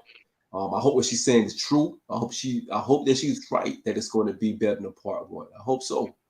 So as of right now, there's no T'Challa character. Nah, as of right now, there's no T'Challa character. Nah. So all right, so no T'Challa, right? As of right, no T'Challa. Angela Bassett saying this is going to top Black Panther on the first one. Mm-hmm. You're a big Marvel fan, so how, in your opinion, how do you think they would be able to pull that off? Like, what could they do if they don't recast T'Challa and they have Black Panther 2 to pull that off, in your opinion? It's gonna be tough, man, because in the comics, the mantle of Black Panther was passed down to the sister at one point, to Shuri. So she did get it at one point. Like Mark just said that, she did get it, but I just think it's too soon to give it to her because that came down the line. Because there's other villains that's going to be pretty powerful that you would want to see Black Panther fight. Like they were hinting that Namor, the submariner, was going to be on Black Panther Part 2. And I would love to see that. That would be a good villain for Black Panther.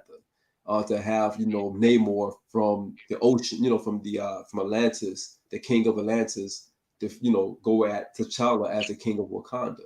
So that would be a great storyline, or even Doc Doom to come in. So I know there's a great chance they're going to pass the mantle over to Shuri. Part 2, and it still could be dope, man. But me personally, as a fan of Marvel, someone who's since I was a kid, I remember wanting to see Black Panther on live action, and finally getting that, and they're not recasting or doing anything with it. I think that's a poor move. I really do. I hope they reconsider, but I don't see it happening, man. So you want them to do Black Panther 2 with a T'Challa in it? Absolutely. And who plays T'Challa? As creative as they're very creative, man. There's several actors out there that they can get to be able to play T'Challa. I can't think of any off the top of my head right now, but I know there's several out there that they can get to recast for T'Challa. And even if they don't want to go the T'Challa route, they can do his son, because everything is being leapfrogged anyhow, like into the future, regardless, because of the events of the other movies that came out, the Avengers, Infinity War and Endgame. So everything is already the time has already jumped.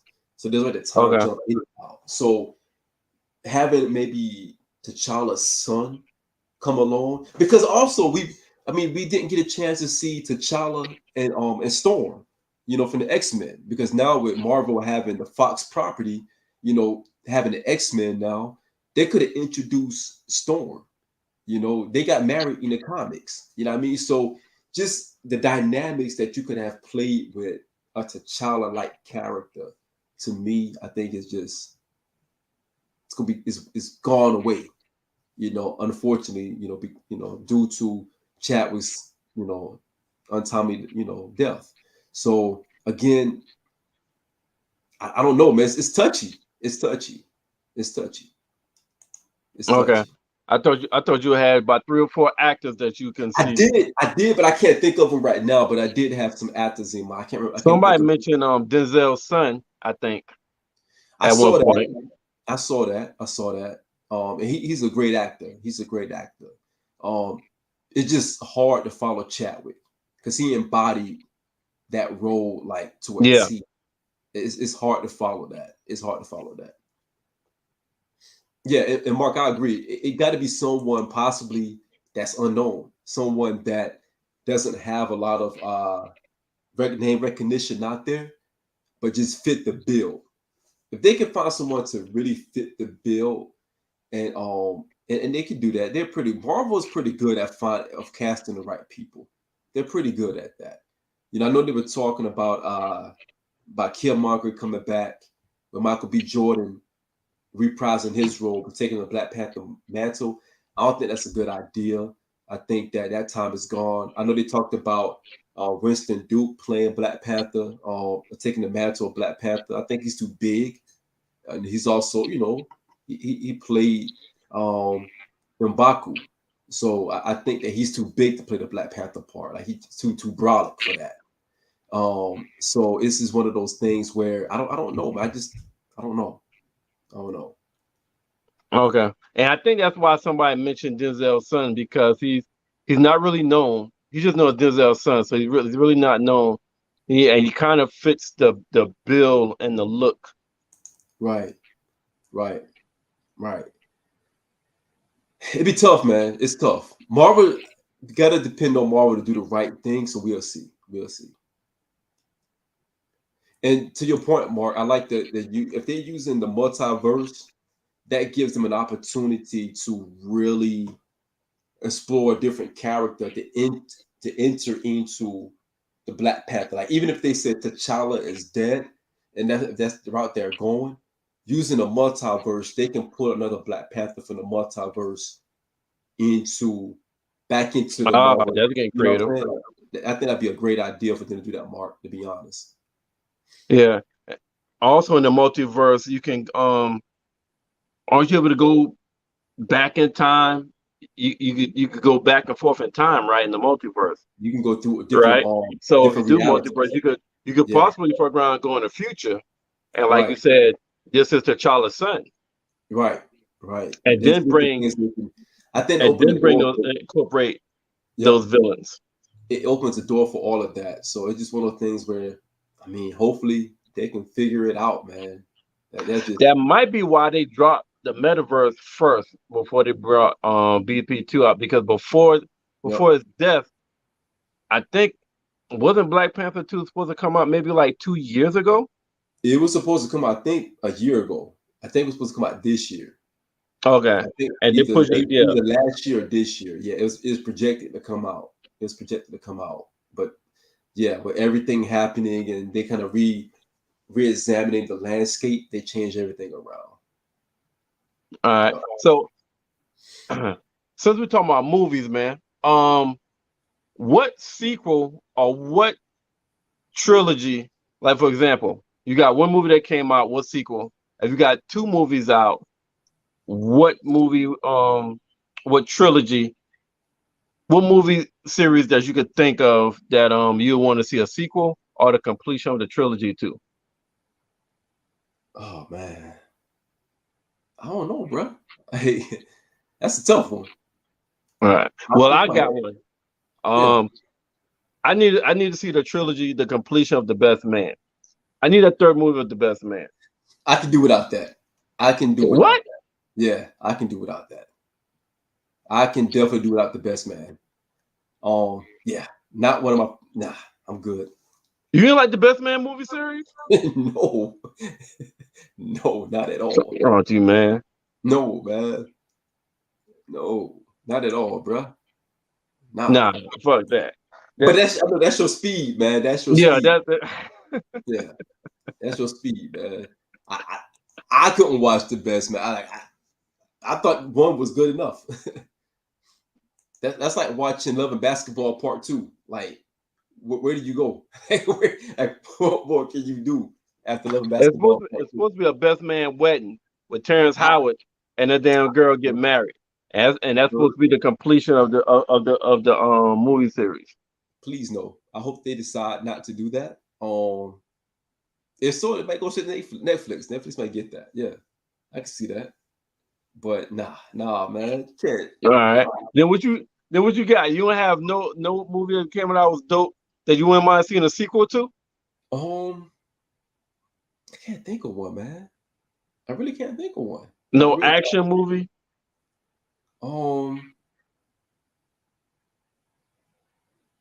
everything has come out. Everything has come out for that. Like everything came out, but I can't think of one. I can't So think what of you one. think? So how you feel about the house party reboot? I don't like that. I don't like that. Like movies like House Party, stuff like House Party is like again. They shouldn't have had a part. I think part 4 when they had like immature. Like, nah, they shouldn't even have it part 4 with immature in there. You know what I'm saying? I saw something that they were. I see Mark said reinvent Transformer. That's coming out pretty soon. I know that's coming out. They do have a White Man Can't Jump with Jack Harlow. I don't want to see that. You can't do that.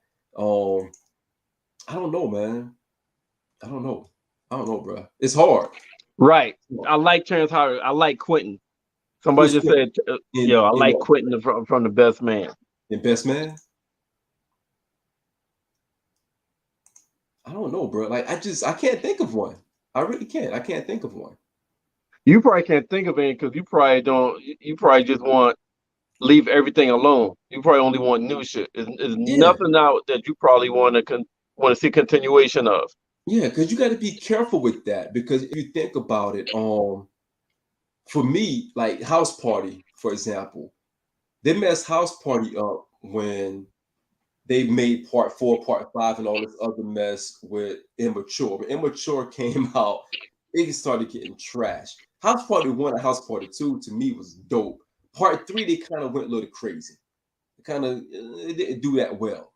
But part 2 just was good. Some movies, they are good as a standalone, straight up. Last Dragon. You can't touch The Last Dragon, man. You know how I feel about The Last Dragon. You can't touch The Last Dragon.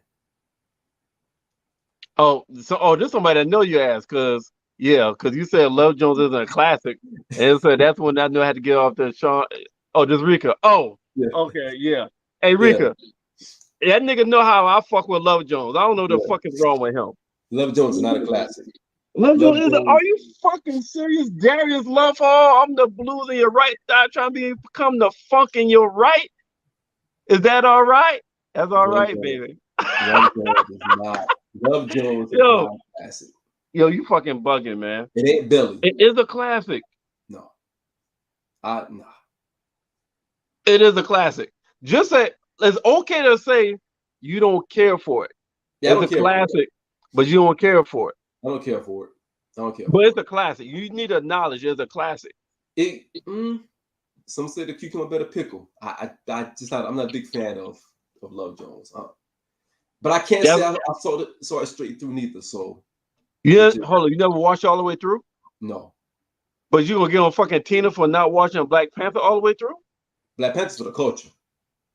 The Love Jones is for the culture, nigga. What the fuck are you talking about right now? You saying you being real fucking disrespectful. No, I'm sorry. I'm sorry. I prefer Belly. Belly is a better movie than Love Jones, and loving basketball is better than Love Jones. You just like loving basketball because basketball is in the fucking title, and you grew up playing basketball. That's like me saying loving football is better than Love Jones. No, I'm just saying, man. Nigga, come on, man. Rika loves Love Jones. I just think that it's overrated. I really do. Like, I wouldn't mind seeing a sequel to fucking Love Jones. I would not mind seeing a sequel to Love Jones. Have you seen the new Scream? New Jack. I did hear about that they're talking about doing New Jack City remake. I hope they don't do it, man. I hope they don't do it. I hope they don't do it because doing a New Jack City, I don't think they should do it, man. Because what do you? New Jack City is one of those. I don't know, man. Well, Dame Dash is doing a Paid in Full Part 2. He is. He spoke on that just a little bit.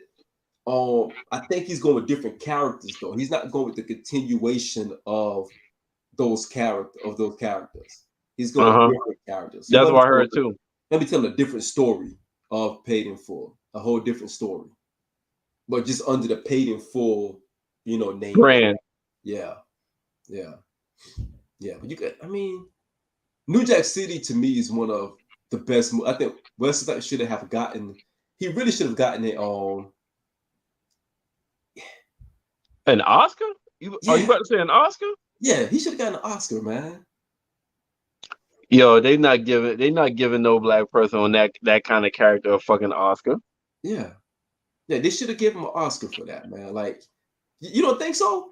He killed that role, man. When he was in court talking to Miss Hawkins, like I did grow up with a spoon in my mouth, Miss Hawkins. Like, dude, Wesley was phenomenal. Yo, he was. But what I'm saying is, they wasn't gonna give that character a fucking Oscar. Oh, no, not at all. Not at all. Not at all. Not at all. Not at all. Yo, man, Wesley Snipes is the man. You got to treat him delicately, man. Yeah, and to Mark's point, no Scarface, man. Scarface Part 2. Nah, we don't need that. Nah, you can't do that. Scarface. Besides, he dies in the end. How the fuck you want to do that? Right. They were talking about, like, I think they said the son of Scarface or something like that. They were going to do the son of Scarface. No, man, like yeah, like he had a son. They were going to do okay, that. But here's the thing, right? Shit like that can be done. Was Belly 2 made by the same people though? No, that was like independent, I think. It was independent. Belly 2 was actually called Belly 2 The Beast. Yeah, with the game, right? Yeah, that was trash. Yeah, but yeah, Belly. They were going to do a Belly 2. Nas and DMX. They were going to do a Belly 2. But something happened. It came to fruition. But they were working on the Belly 2. All right. So, do you consider Godfather a classic? Absolutely. You have to. All right. So but you seen the sequel, right? Yeah. All right. Now, before the sequel came, if there was no sequel, you probably be like, they shouldn't touch Godfather. That was crazy, Mark. Yeah, I mean, because it was the story made sense. Yeah, it made sense. But the fucking sequel was great. Yeah, it was a great sequel. It was a great sequel. Sometimes you'll get a movie that the sequel is just as good, if not better, than the first. I say that to say, if you get the right people, some of these classics, can be done in the right way. I tell you what, like In Too Deep, I love In Too Deep. I can see a In Too Deep Part 2 with Jay Reed's story. I can see an In Too Deep Part 2 where Jay Reed goes on another case. Straight up. I can see okay, because I'm about to say that's a true story. How the fuck would you do that one? Yeah. Give him another case. Yeah. I can see that. Yeah. Yeah. Yeah, it's time for Power to come to an end. Yeah, Tariq need to get clip first episode next season, and let's just move on to something else, man. And you're right, great writers do matter. Great writers matter a lot. And you start to see that with Power. The writers are not as great as they were in the beginning. And especially in the Power Ghost joint. Bad Boys 2. It was good. It was good. It got bad. It got horrible reviews, but it was good.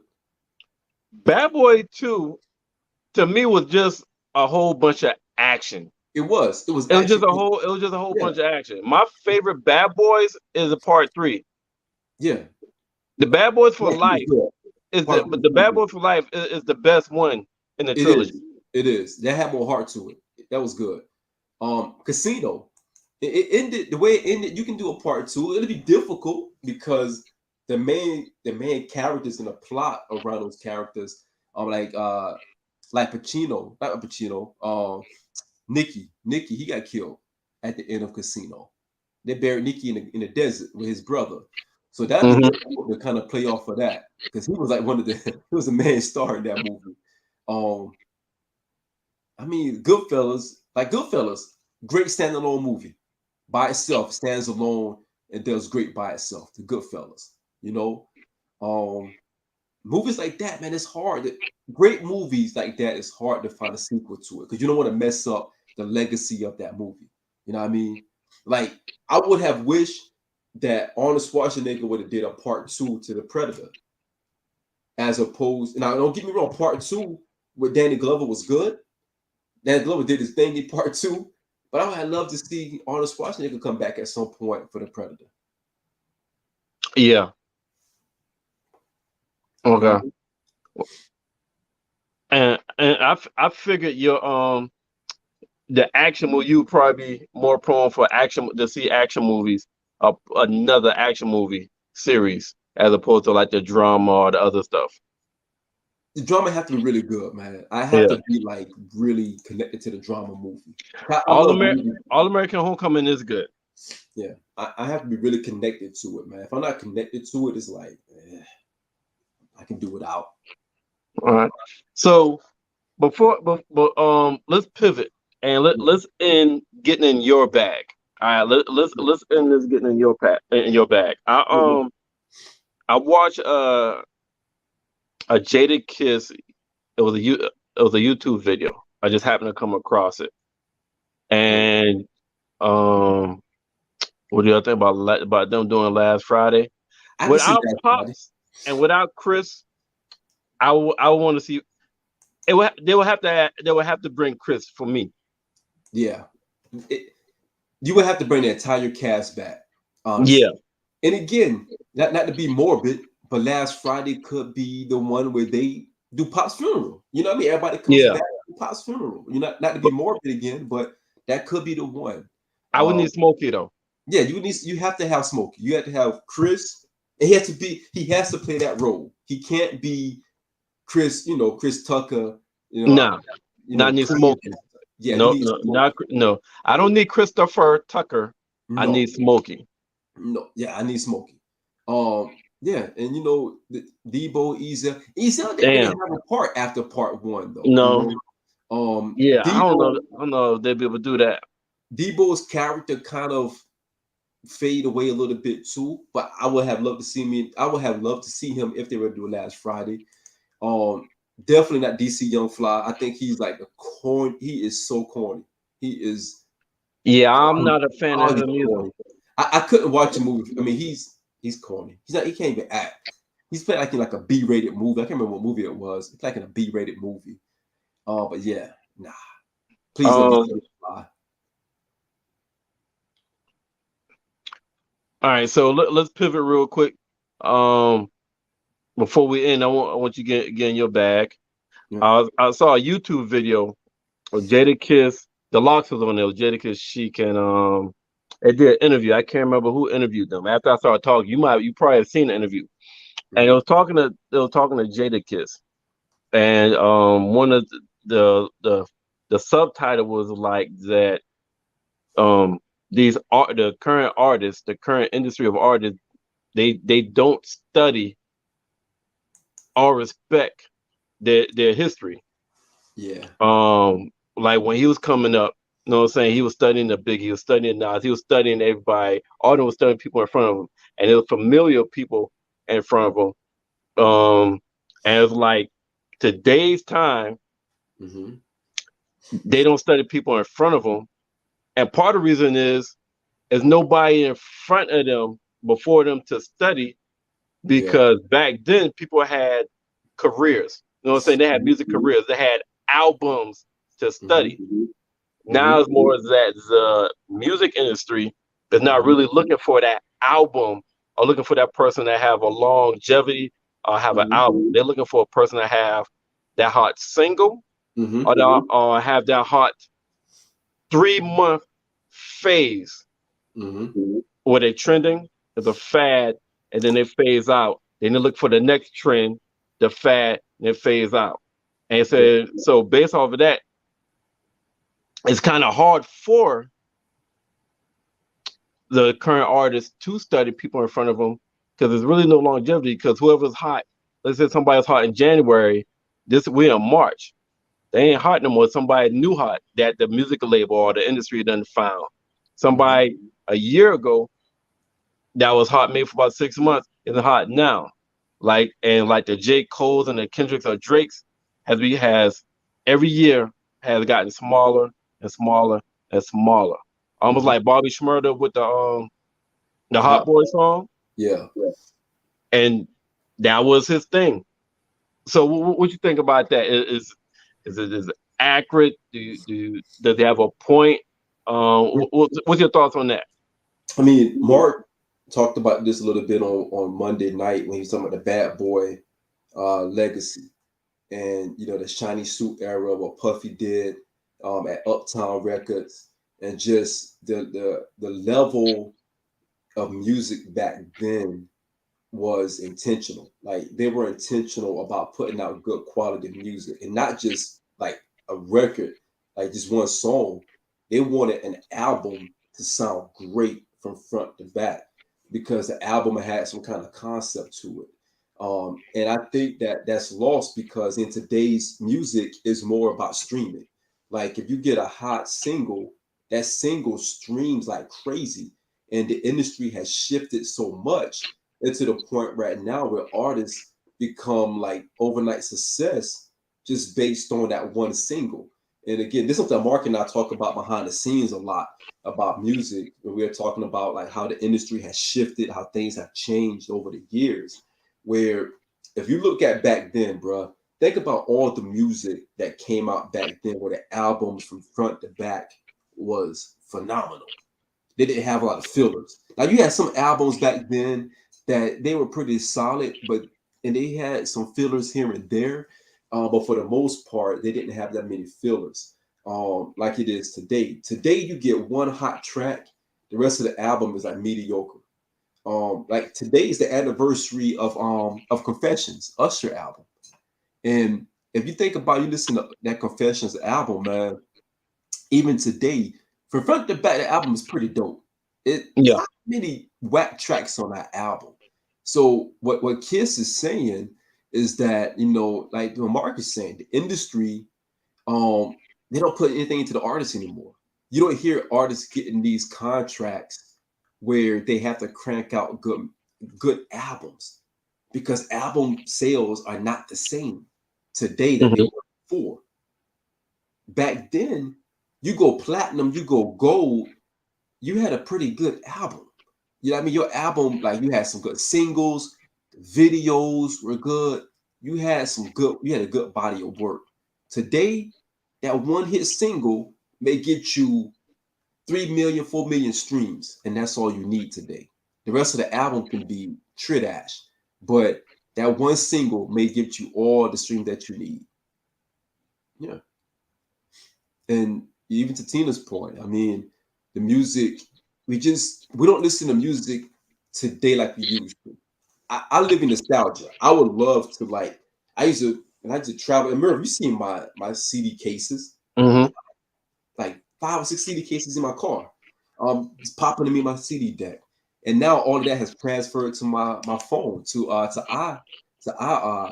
iTunes and stuff like that. So we consume music different now today than we have in the past. I can't see the last time I bought, outside of Nas, of course, I can't see the last time I bought an album on iTunes and listen to it from front to back. And I travel a lot. I mean, I'm on the airplane a lot. So I have enough time to really digest and process the album. It's hard to do it, man. It's hard. Facts. So I think that's Rika. Facts, Rika.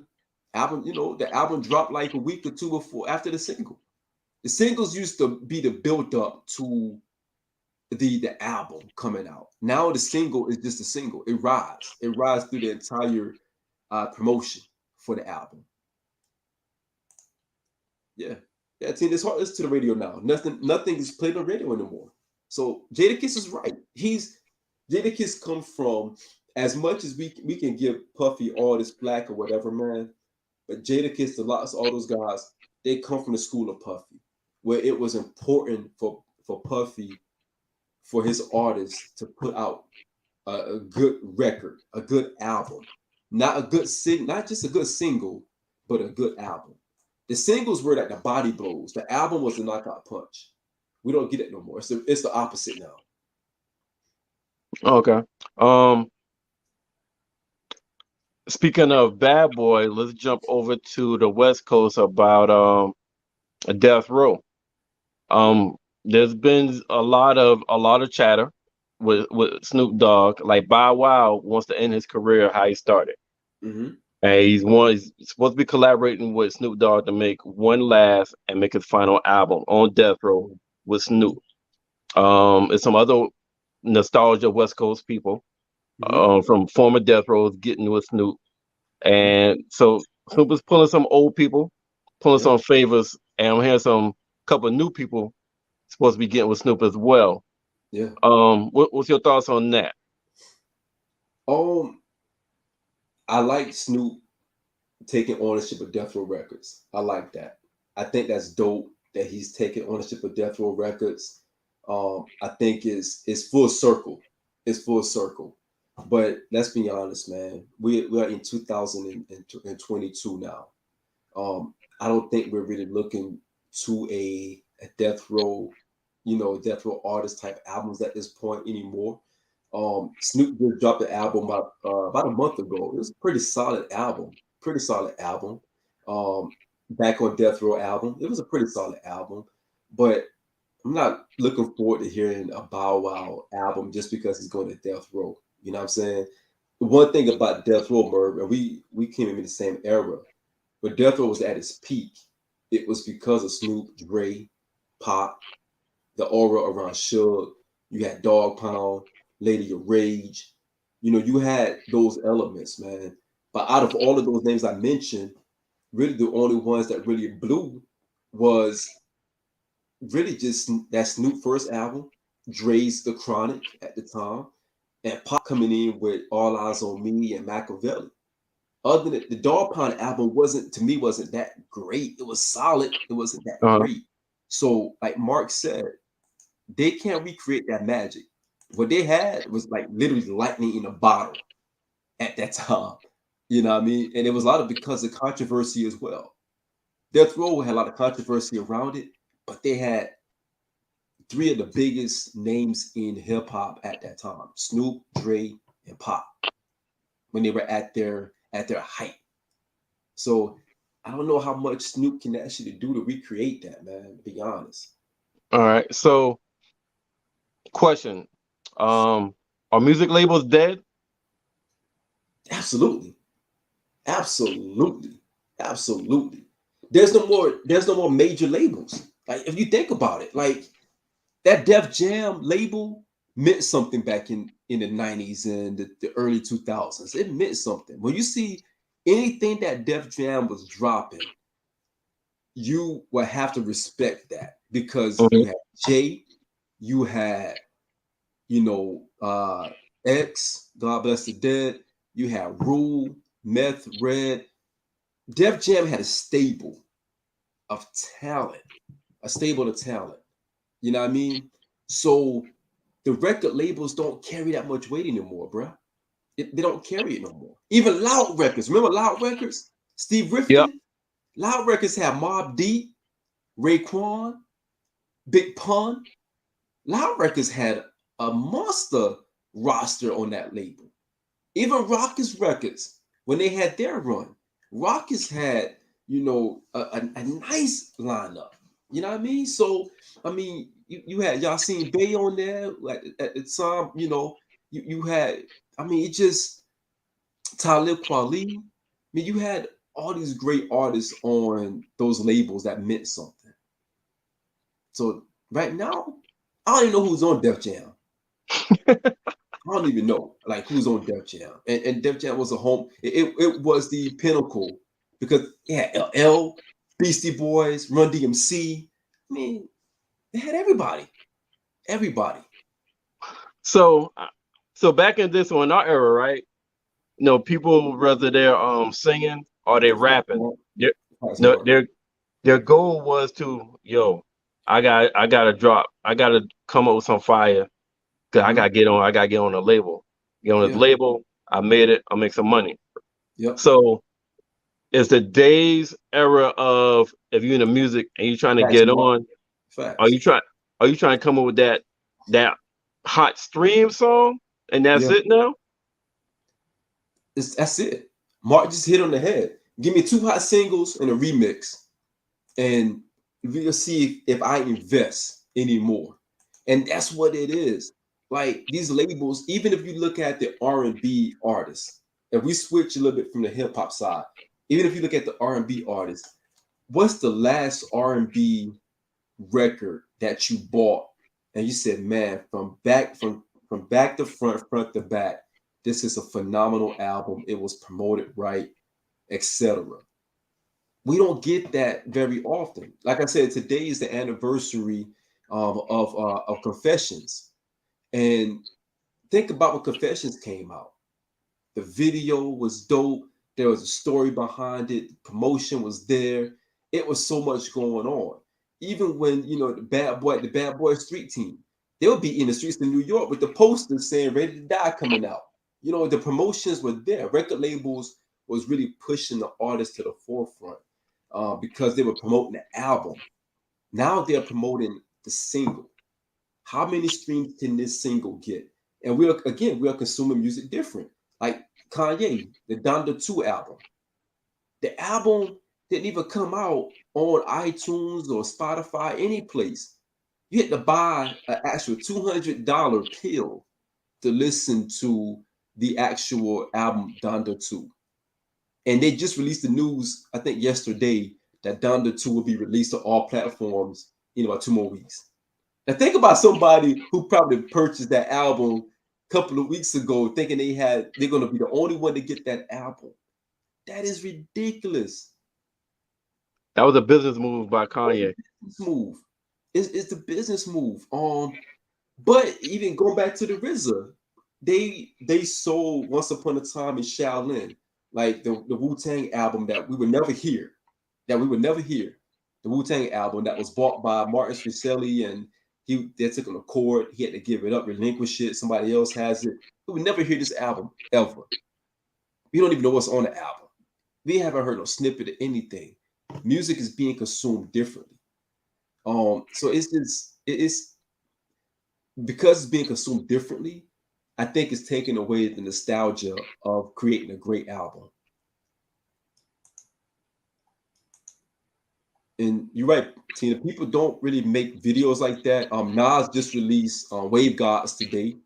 His new video. Nas has been releasing a lot of videos for his last couple of albums. He just released Wave Gods today with ASAP Rocky, Hit Boy, and DJ Premier. But videos are not as big as they used to be. People It's not YouTube and Instagram. It's not publicized, but it's still a lot of videos. If you go to YouTube video and you just hit play randomly and go to like hip hop videos, YouTube and hit play, you see a lot of videos that you was like, oh shit, they got video for that song? Yep. But it's not publicized anymore. Yep. I'm working on I'm working on a show on an episode of a show that's going to talk about the no skip albums. And I want to talk about that from an R&B and a rap perspective. I'm still working through the particulars on that. And I think I shared that with you as well, Merv. But I want Rika. Rika is a music head. I want Rika on that episode to talk about no skip albums. So Rika, if you hear it, I want you on that episode. We talk about no skip albums that got no skips, like from front to back. They're perfect and they're pristine. And I want to go into that topic because I think you would be surprised at how many albums, when those artists are putting together those albums, and just the attention to detail that they put from track to track. And in comparison to today, where that love for it is not there anymore. It's not there. It's not. Do you see us realistically, if we're being objective and really listening, do you see any more so-called rather classic or 5 mic or no skip albums coming out anymore? No. Only the ones who put a lot into, you know, who still live that craft, what can actually put together that. The Nas, the Jay, you know, those guys like that ilk, they're the only ones that can actually put together like a 5 mic album, in my opinion, because they're going to put forth the effort to put together a 5 mic album because of their just because of who they are. They're not going to compromise because of the wave right now. As great as Jay is, Kanye hasn't dropped a Kanye album in such a long time that he's capable of doing. He's capable of doing a 5 mic album. It's in him. He's just not doing it because if you look at his albums, he's going after those who are already hot. You know what I mean? Like the new trend, like the Little Baby, you know, those guys. He's going after the rappers like that. If you go back and listen to Nas' album Magic, that Magic album to me is the closest thing you're going to get to that nostalgia because he's not compromising his style, but it's also grown up music. Busta Rhymes, his last album, it was pretty solid, but he was tiptoeing on it. He didn't compromise doing a grabbing these new artists and just trying to get them on your album just to sell your album. And that's what most artists are doing now. So, Facts, Mark. And you're right, Rika. You got to put rock albums in there too.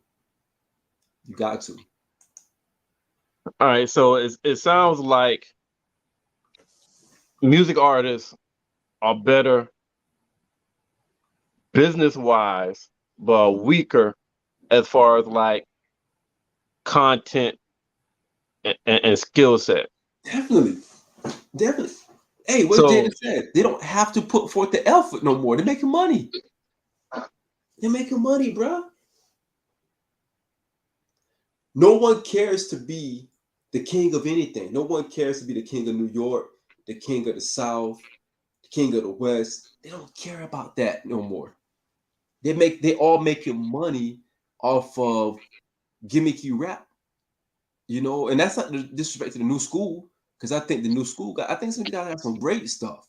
Lil Durk just dropped an album, and I mean, it's hard for me to listen to the whole album, but he got some joints on there. But I like Lil Durk on features. I like Lil Durk better on features, you know.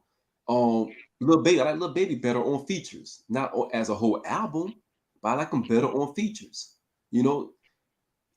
Even Lil Wayne, as great as Lil Wayne is, he dropped a lot of content, but has he really dropped a Lil Wayne, even a 4 mic album in a long time? Nah, not since Carter 3. Right. Papoose is one of the best lyricists of our time. He dropped, you know, Papoose dropped an album every month. He drops an album every single month. Like purposely, he's dropping an album every single month for 12 months. They call it 12 months. 12 months. He dropped an album every single month. Papoose has. Full album. Did he state his purpose for doing that? Just lyrical exercise, man. Just throwing it out there. He's selling it. He's making money off of it. He's going to have 12 albums in 12 months. And no one talk about it. No one is talking about it. Yeah, that's insane. 12 albums in 12 is it good albums. Content good? Content is good. Lyrics are on par. Beats are good. No one is talking about it. Why? Because he's not putting out big time singles. He's not putting out big time like catchy singles. If you look at Pusha T just had his first single on Diet Coke. Dope beat, catchy song, and it died down really fast. And it was a dope song. Guess what Pusha T had to do? He went and made a diss record to McDonald's on the sake of Arby's. You know what I mean? And he did that because now he created some more buzz because his album is coming out pretty soon. You know what I mean? So his album is coming out in a couple more weeks. And guess who's producing this album? Kanye and Pharrell. He has Kanye and Pharrell producing an entire album. Two of the biggest producers that we ever seen. and he's still not getting the push. No pun intended. But the Diet Coke Diet Coke song is a dope song, but he just had to do a diss record to McDonald's representing Arby's. Mind you, he wrote the hook for McDonald's. I'm loving it. Pusha T wrote that years ago. Like, I'm loving it. That's Pusha T. He's still getting payoff for that. So I mean, but he had to do something to help get his album out there. That's coming out pretty soon. So would it be safe to say that after Drake? Facts, Mark. What Mark said? Like, he was just saying that it's instant situation. Microwave. Microwave, yeah. All right. So would it be safe to say that after Drake, we're not gonna see any more careers like that after Drake? Because you had Jay that went on that run, like 10 straight #1 albums, or what his albums. Then was the last one. Then Drake went on that run. I mean, before then you had like the Nas, you had Pac, but even Nas last three albums, yeah, continue his career. But yeah. Drake, far as like career, far as like success, far as like content and commercial success and streams, do you think Drake will be the last of its kind? Drake might be the last one that I can think of, only because even Drake's last album, Certified Lover Boy, wasn't really a good album. But the hype behind it made you feel like it was a phenomenal album. I got lost in the hype. When I first heard Drake's album, I was like, man, this is like one of the best. Matter of fact, me and what's your boy name? He's always speaking himself in third person. SK. Because he even said, him and I both said on one of the shows, we're like, yo, Drake got the best album right now. After a week or two, I'm like, damn, I was wrong. He doesn't have, like, the album's not that good. It's okay, but I got lost into the hype. The hype machine around Drake was bigger than what the album was, honestly. But Drake is, at this point, Drake is what Jay was at Jay's hype. Where it didn't matter what Jay dropped, you flocked to it. You buy it, you loved it. And when you go back and listen to it now, you're like, man, Blueprint 2 wasn't that good. Or Kingdom Come wasn't that good. Or Magna Carta really wasn't that good. These are albums that we all flocked to buy at the time when it came out. And Drake is no different than that. No different than Lil Wayne. Lil Wayne was at his peak. And I think you mentioned earlier, Mervyn. He had a run. He had a hell of a run. He had a hell of a run. When the Carter 3 dropped, I think that was Lil Wayne's peak. He peaked at the Carter 3. And I don't think he dropped anything that was close to the Carter 3 after that. So go back to Mark's previous comment. Not this one, the very last one. He said every generation will have their version of a #1 artist. Yeah. Yes. Correct, Mark. So what I'm asking is, will that, okay, let me rephrase it for Mark. Mark, answer this. Will it be a new #1 artist every damn year? That's what I'm asking. You know, because in our era, usually we have a 2-3 year run of the top artists. But the way it seems like now, after Drake, we're gonna have somebody with 2022. All right, 2024, we're gonna have a hot ass artist. But that artist in 2025 is gonna be a major drop off. Yep. And 2025, we have a new #1 artist. But in 2026, that #1 artist is gonna be a major drop off. Right. That's what I'm asking. Right. That's what I'm saying. Do you think Drake is the last of his kind? Because Drake was top 5 every year. Some people say #1, some top 3, but every year for the last 10 years, he was top 5. You know what I'm saying? We had our Lil Wayne's had like about 4-year run. Eminem even had 2 or 3. That's what I'm asking. After Drake, would there be another artist that can constantly stay in the top 3 in people's minds, arguably every year for like 5 to 6 years? That's what I'm asking Mark to be more specific. This I want to touch on what Rika just said. That our generation had several. Our generation did have several. Right. We during that time the competition was so thick when it came to who was fighting for number one. Like it was like a fight because don't get it twisted. People talk about Ja Rule today, but Ja Rule was the biggest artist at one point. Ja Rule was bigger Mhm. than Jay, Nas, all those guys. During his run, he was selling more records. Ja was selling more records in his run during that time. X was selling more records than anyone else during his reign. So during that time, to your point, Murph, every year is almost like somebody else was like vying for that number one spot. You had X, Nas, Jay, Rule. I mean, you even still had LL out there pumping music. You had Mobb Deep, Wu-Tang was out there. We had so much variety in our generation of top tier artists that was not only selling great, but they were also really putting out great material. Everybody was fighting for that number one spot. Everybody fighting for the number one spot. Everybody was like, yo, I'm the number one. I am the guy. There was one point where when Raekwon album All the for Cuban Links came out, we were saying Raekwon was the king of New York during that time. That's how thick shit was. Even when Prodigy was, God bless the dead, when Prodigy was dropping stuff, there was a point where Prodigy was in an argument for being the king of New York. So in this day and age, we don't hear that.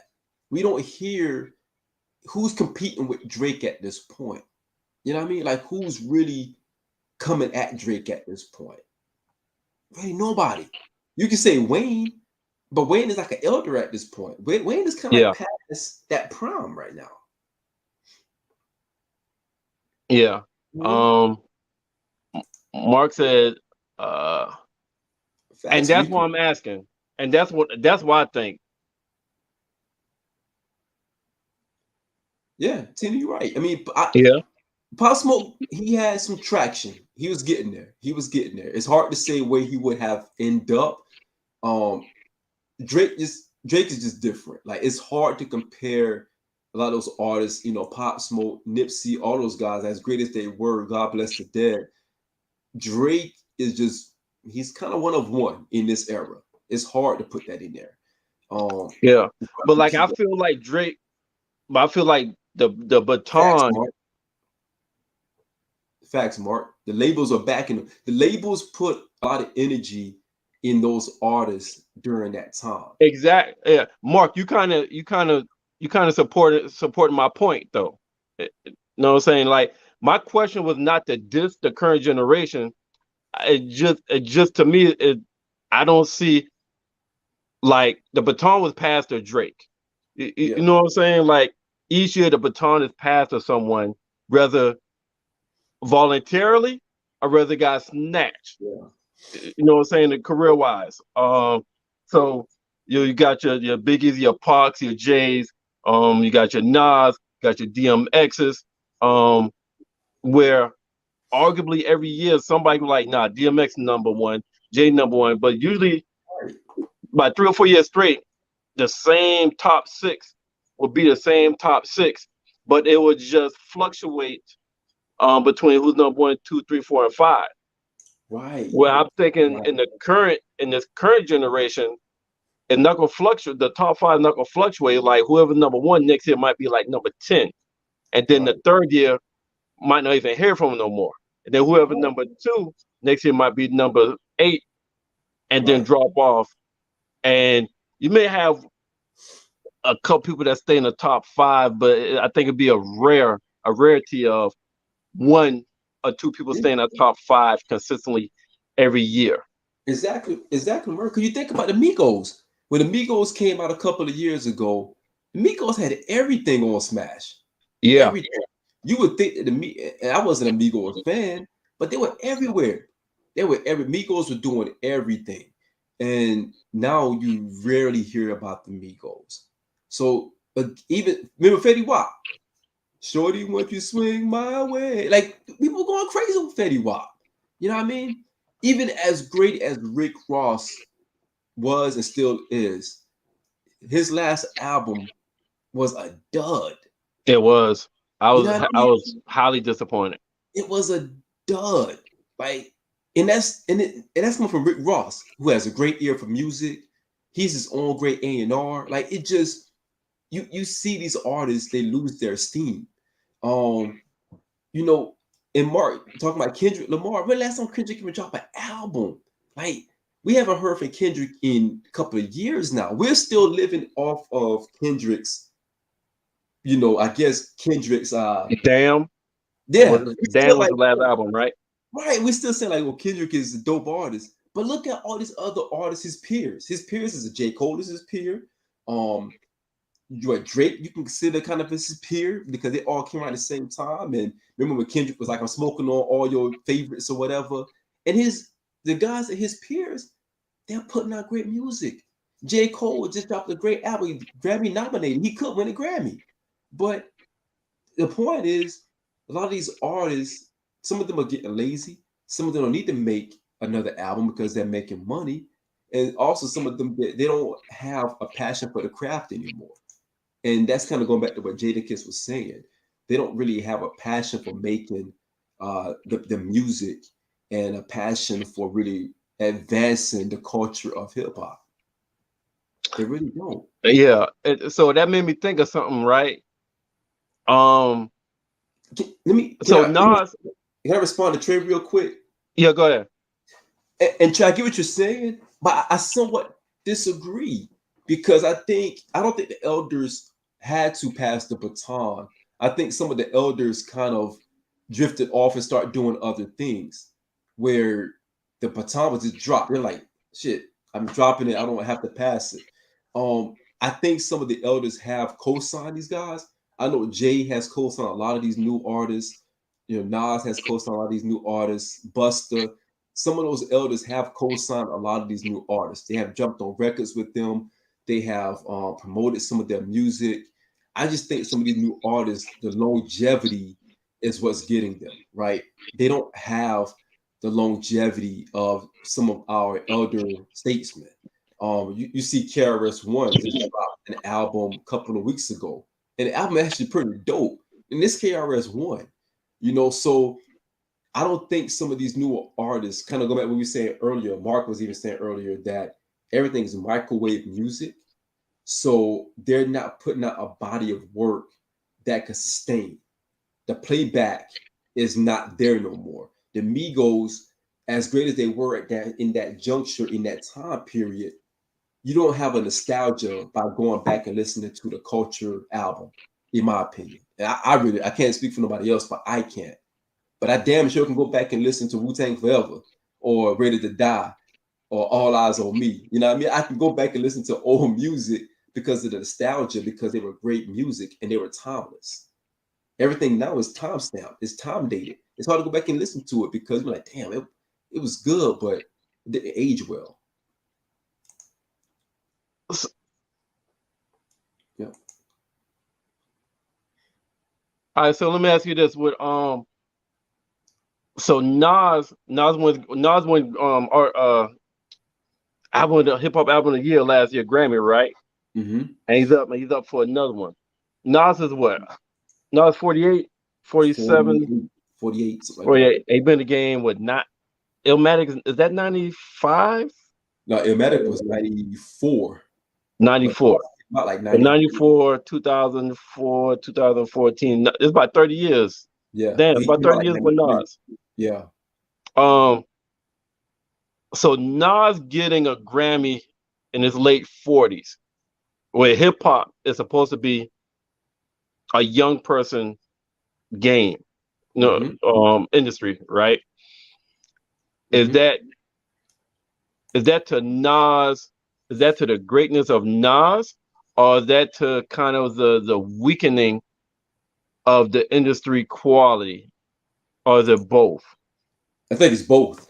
I think it's both, man. And I'm not saying because I'm just a Nas fan. I'm saying it because of those 3 albums that he put together. I don't think people realize how hard it is for an artist of his caliber, who is a rapper's rapper, he doesn't follow trends. He doesn't do like the stuff that you would want him to do. But it's one of those things where you listen to King's Disease 1, King's Disease 2, then you turn around and listen to Magic. You're like, damn, this guy sounds good. And it sounds relevant. He's not talking about old stuff. And the stuff that he's talking about that is old, like reminiscing, he stood in the pocket to make you like, damn, as a 41-year-old, this is the kind of rap I want to listen to because I can relate to what he's talking about. You know, because he's talking about nostalgia, he's talking about his life. And that's very difficult to do and actually put together a really good album, but also bringing in a newer, younger artist. Like I said, Wave God, the album, the video just dropped today, and that's a song with him and ASAP Rocky. And ASAP sounds good beside Nas. You know, he did a song with 5 Year Foreign. That sound good. They sound good together. You know, so that what he's doing right now is very difficult. And I don't think he's getting enough credit that he should be getting because, again, you got to think about it. Nas first stepped on the scene in 93. The album didn't drop to 94, but the album was made in 93. Illmatic came out in April of 94. The album was made in 93. I think Nas first started rapping, like, I think he started out in like 91 on Live in the Barbecue, 91, 92-ish. So for him to still, and we're talking about 2022, we're talking about 30 plus years. Yeah, that's 30 years. That's crazy. That is crazy. Because his album is going against the younger rappers also. Right. He's going against the new fad, the new wave. That's crazy. Right, Mark? He was able to adapt. And that's for him to be able to adapt through those times is very difficult to do as a legacy artist. Because you think about Snoop. Has Snoop done anything in his, like, we love Snoop. But if you think about Snoop's catalog, right? Doggy Style and Murder Was the Case. What else can you put in there? Dogfather wasn't good. As far as like a whole capacity album, no, Right. all the other albums was like just 3 or 4 hot singles off it that you listen to and you skipping. Right. And that's Snoop. And we love Snoop. But Snoop we never discuss Snoop as saying like, damn, Snoop album catalog is not that great because we so much love Doggy Style. We so much love Murder Was the Case, and we love what he did on the Chronic. And we also love some of his singles. And Snoop is a legendary legacy artist. But those other albums that he had in between, and it's about 9 or 10 of them. Didn't age well. Right. They're mids. They're a bunch of mids. Okay. Yeah, exactly, Rika. That's how Big was. Big, the artists like Big and Nas, those guys knew how to put together a very classy album that can stand the test of time. We still listen to Life After Death, and it still sounds as fresh today as it did back in 97. And it's hard to get that. And you're right, The Last Meal was a pretty solid album. It was a solid album. Oh, yeah. Is that the Last Meal? Is that the one what's that Dogs Get Lonely too? With the John B sample? I don't know. I can't remember. Probably so. It was the Last Meal on Master P shit? It was. That was the last album he made for Master P. I think that's the one with Dogs Get Lonely too. He had a John B sample. The Last Meal was a good album. It was a good album. The John B song They Don't Know. I think that was it. He sampled that in one of them. Yep, that was it. I'm looking at. Yep, that was it. Yeah, that was one song I used to listen to on repeat from the album. It wasn't too many, but that was one song I used to listen to on repeat. Yep. And was that Rika that said something about Biggie just now? Yeah. Yeah. So yeah, to piggyback off that, after Biggie completed his first album, the album wasn't out yet, but he interviewed about his album.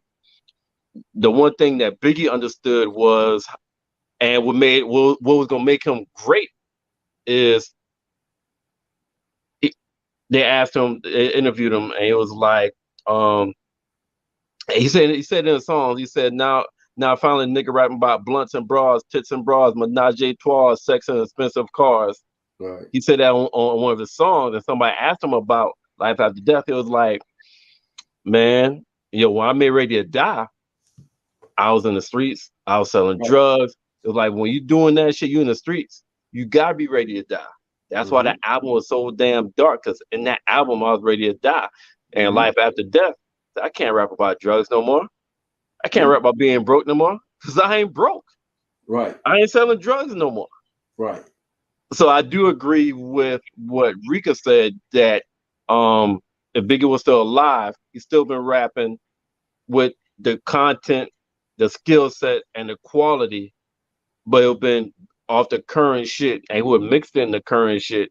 And I can see Biggie still dropping great albums, because he Ready to Die and Life After Death was complete opposite.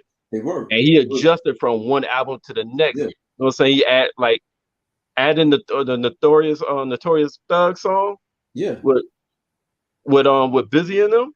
Yeah. That's similar to what Nas is doing in his last 2 or 3 albums. Yeah. Adjusting and adding people that he probably wouldn't have worked with before, but makes good music. And that's all he's looking at. Right. Right.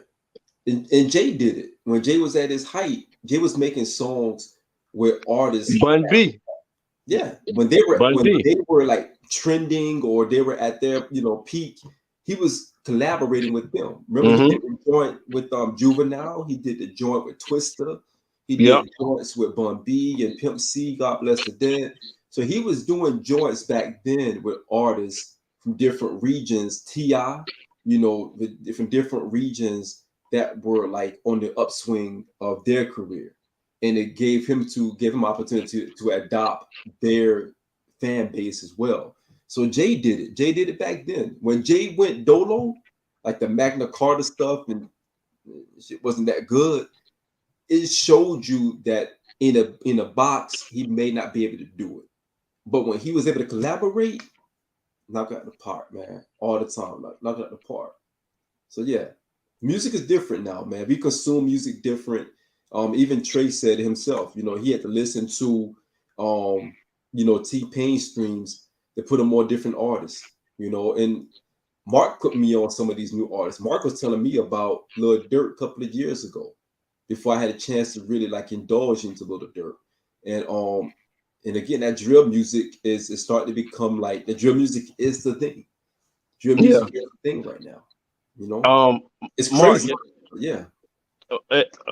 Mark, I'm asking on Sean this, but Mark, I want you to respond too. So today's music and over the last, we're 2022, so the last 4 years, there does seem to be an artist that the generation under us gravitates to, and the younger generation gravitates to.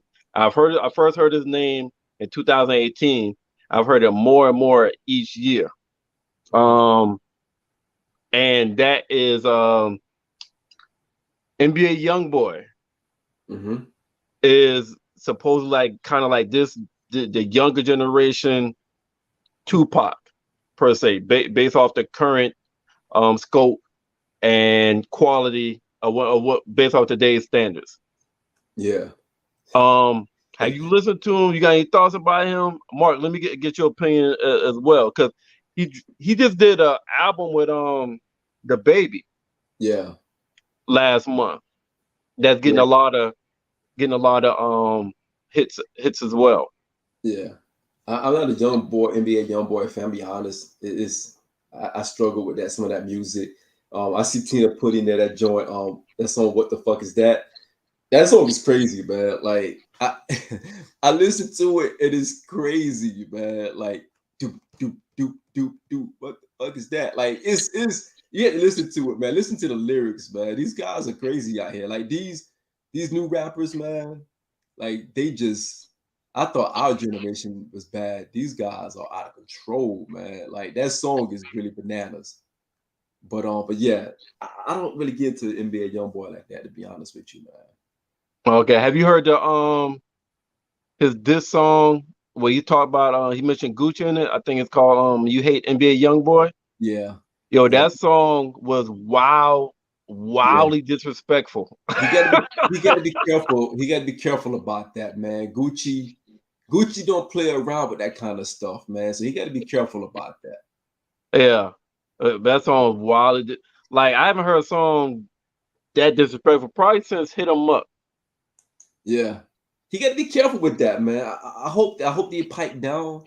Gucci don't do Gucci is different. Don't get it twisted. He's been in a very good space. We got to keep him there. But that nigga went after several people in that diss song.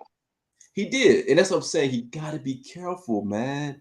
He got to be careful. He got to be careful. But He can't do that. Can't do it. Yeah, so not anymore. Too much stuff is happening, man. Like these dudes that having this record is talking about people that actually got killed. Like people they like. Yeah. Like, it's just like that. Like that's how bananas it is out there right now, man. I mean, Gucci got a song where he's talking about him and Jeezy already dapped it up and pieced it up, and Gucci still got the song out there. Somebody smoking on that Pookie Loc pack. You know that Jeezy man that he killed years ago. They gotta be careful, man. You gotta be careful. So Mark is in your opinion, who's the younger generation number one? Is it NBA Youngboy? Because I hear a lot of people talk. It's not NBA Youngboy. Is it Little Dirk? Lil Baby is the one. Lil Baby is the younger. Okay. Yeah, he's the one that they go crazy over. Lil Baby. Okay. And Dirky. Yeah. Yeah, Lil Baby. But if you could get kind of past his sound, Lil Baby, and you listen, Lil Baby actually be dropping some content. I would give him credit on that. Don't get it twisted. Lil Baby be spitting. He be spitting, man. Like real talk. Lil Baby be spitting, but he's the one. He is the new generation one. Fabio Foreign, he's coming. He's coming. He's leading that New York drill music. But Fabio Foreign is coming. He got that joint with him, Alicia Keys, and Kanye. New York City. Please go easy on me tonight. Like he got that joint. He's coming. He's coming. Fabio Foreign might be the one that could potentially take it away from Lil Baby. So, really? I mean, you don't just get Alicia Keys and Kanye on a track like that easy, you know. So he's coming. Okay. Lil Baby, he's the one. He's right now, in my opinion, Lil Baby has been the one for a couple of years now. He has been the one for a couple of years. And he knows it. He knows it. NBA Youngboy, he's there, but he's not Lil Baby. So Lil Baby got the content. I think NBA Youngboy kind of got the hype shock factors with that comes with him. Yeah. And that excites people. Yo. So right now, you got Lil Baby. I think because Rika said that's her favorite of the younger rappers. Yeah. The Baby is probably like kind of like the little John or whatnot. He gets his from energy. Just wild card. The Baby got energy. He does. The Baby has the energy. He's a hyper. He's a hype one. Lil Baby got some good content. Fabio Foreign is next up, in my opinion. Those are the ones, man. Lil Dirk, he's out there still too. You know, so there's some talent out there, man. NBA Youngboy, he's one of the ones. But there's some talented brothers out there, man. That's young and up and coming, straight up. And you still can't discount those. They're not the elders just yet, but they're creeping up on it.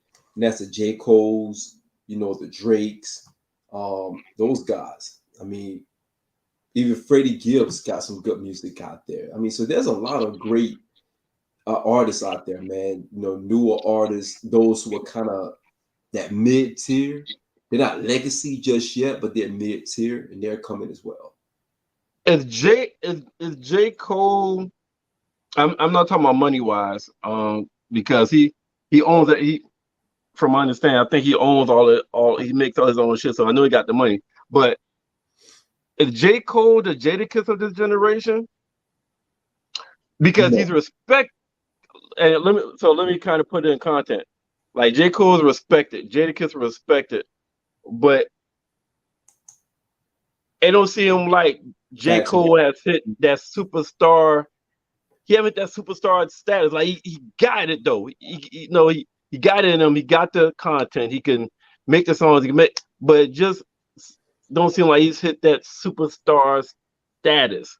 So that's why I'm like, is he kind of like this Jadakiss this generation of Jadakiss? That's what I mean. I think Cole is this generation's Nas. And Drake is this generation's Jay. They're equally yoked when it comes to talent. J. Cole is more lyrical, but Drake has more charisma across the board that reaches across different areas. Like Drake spans, like his shadow is vast. He casts a large shadow. Whereas Cole is for the craft. Cole could care less about commercial music, commercial success. Cole is really your rapper's rapper. He's like, he's the culture guy. Drake is like, look, not say, I don't use the word gimmicky. I want Derek call it gimmicky. But Drake is more like, he's kind of like in that Kanye. He's a student. He's a Kanye student, right? Mm-hmm. So he's more of that. I'm going to give you some radio hits. I'm going to sing. I'm going to pop up on shit. That's that Drake. Drake got that from the Jay-Z school. That's the J school, where I'm relevant because of my charisma, because of my ability to have a one hit, that one banger that you're going to listen to everywhere you go, and it's going to be catchy. Whereas J. Cole, he's going to have a great album that you're going to vibe to, but it may not bang out too good in the club, if that makes sense. It makes sense, but here's my thing though. Nas still reached superstar status. But you got to think about that time when Nas reached the superstar status. Like Nas was an anomaly. The rapper that Nas is, he shouldn't have never reached the heights that he reached. Honestly, he never should have. That's a testament to how great he is. Because you can think about it. Illmatic didn't have a club single. No song with Illmatic will play in the club. I don't think there's not many singles on. Matter of fact, technically, there's no club singles on It Was Written. But If I Ruled the World played in the club very hard. In comparison to Biggie, if you think about Biggie, One More Chance, and all these other club joints that he was able to put out to reach a whole different demographic. Nas doesn't have the music that should have ever reached another demographic. Jay had Hey Papi, that was had in the club. Jay had all of these club bangers and songs that crossed over. Nas wasn't a crossover artist, but he still was able to cast a big shadow on the hip hop community. Same thing with Cole. I don't think Cole has that one big song that you can really put your finger on. No, you don't. You know what I'm saying? Like Drake has several of those. Even if you listen Key, Do You Love Me? That song was major. That was a big song. I don't think Cole has one of those. I don't think Cole has it in My Feelings. I don't think That's why I say Jadakiss, man. Exactly. That's why I was saying Jadakiss of this generation. Mm-hmm. I can see Jadakiss too. I can see that for Jadakiss. Jadakiss never had that major record. Yeah, all that one hit that just take him over the top. Right. He was tap dancing on it. He was knocking on it.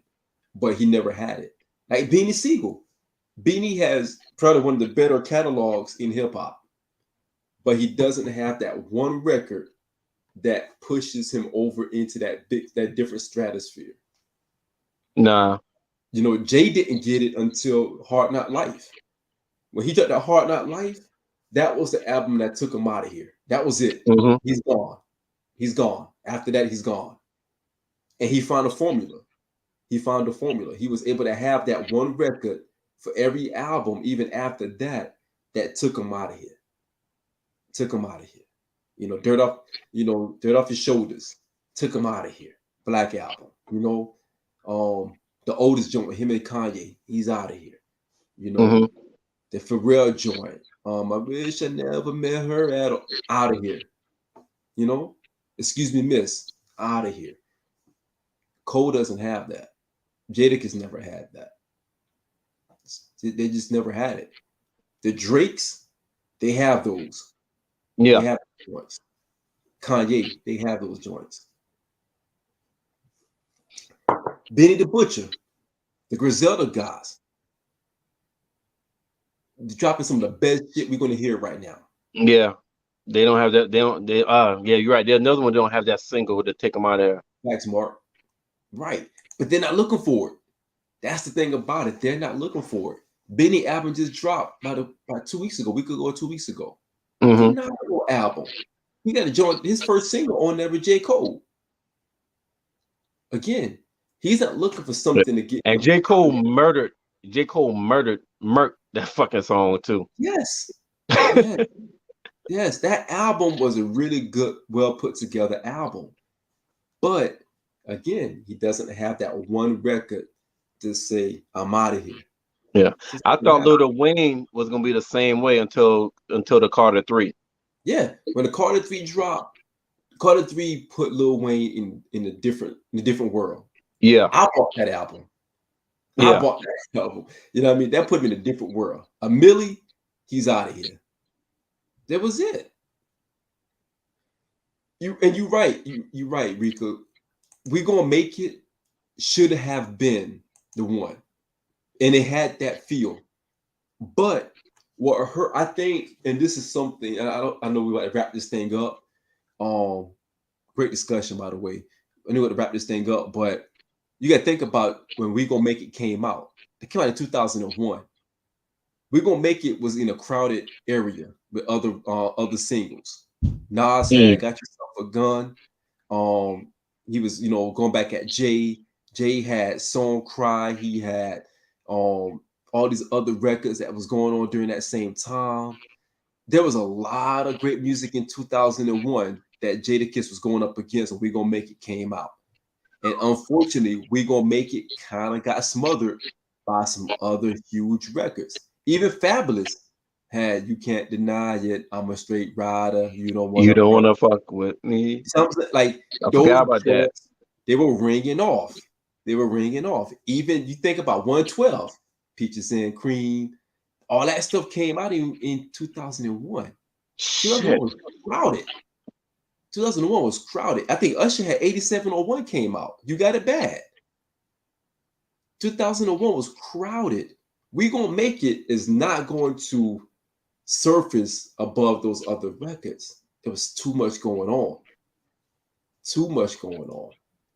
And why did it have like a great, it had momentum, but it lost the momentum. You're not gonna look, as great as Anthony Hamilton is, you're not going to be out of here with a song with Anthony Hamilton. I'm sorry. You're just not. And he's a great singer. Facts, Mark. He's getting there. Drake works, and Drake worked with the hottest rappers at a point where they're just starting to get like explode. He gets them very early, and then by the time he gets a hold to them, they're gone. He's always been good at that. That's what Rick Ross used to do. But yeah, I think that's what happened to the Jadakiss, man. Jadakiss had one of the most anticipated solo albums to come out. Most anticipated. Yeah. Most anticipated. I think it was too anticipated because Mm-hmm. My expectations were so high. I expected greatness from the first song to the last song, where Mm-hmm. my head was like, "Whoa!" I expected after finishing listening to the album to do this shit right here, like, "Nigga, you Yeah. heard that shit?" Yep. And I Yep. didn't get that. Yep. And I love that first album. I thought Kiss Again Goodbye to me was one of my favorite albums. I'm not gonna lie, it was one of my favorite albums. But to your point, because it was so anticipated, man, it was really difficult. And again, it came out in 2001. It came out in a crowded year of music, not just hip hop. It came out in a crowded year of music, and that's I think what hurt the most. Um, and you're right, Rika. I love Mr. Cheeks. Queens get the money. I love Mr. Cheeks and the Lost Oh, that Boys. was out that same year too. Same year. And Lifetime Action. that shit got a lot of hits. Like Yeah, that shit got a lot of playtime. Like a yeah. motherfucker. 2001 is probably one of the most overrated, underrated Underrated. years, underrated years of music. Period. That year of music and just everything that surrounded that year of music was phenomenal. Even the videos were colorful. Everything was going great. You had the perfect beef, the Nas and Jay battle. You had the perfect. Everything was perfect in 2001 music wise. R&B and hip hop was going great in 2001.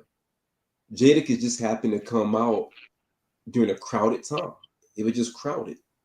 It was a crowded lane, crowded road. And unfortunately, it just Kiss Again Goodbye to me is one of my favorite albums. Gotcha. It was difficult. It was difficult to breathe.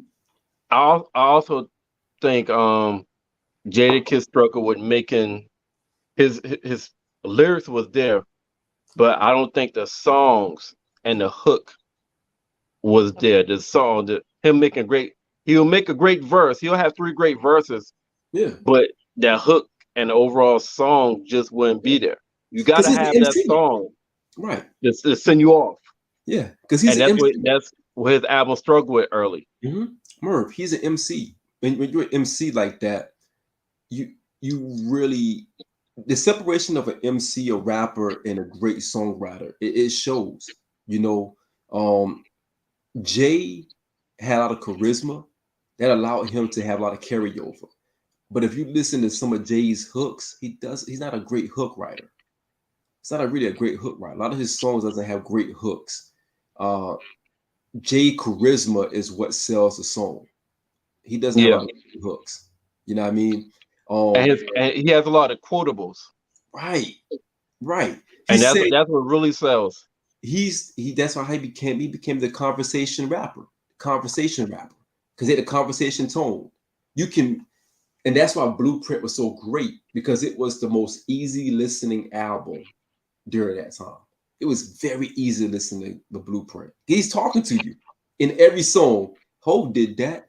So hopefully you don't have to go through that. Like, he's really talking to you in these songs. He's like, damn, he's killing it.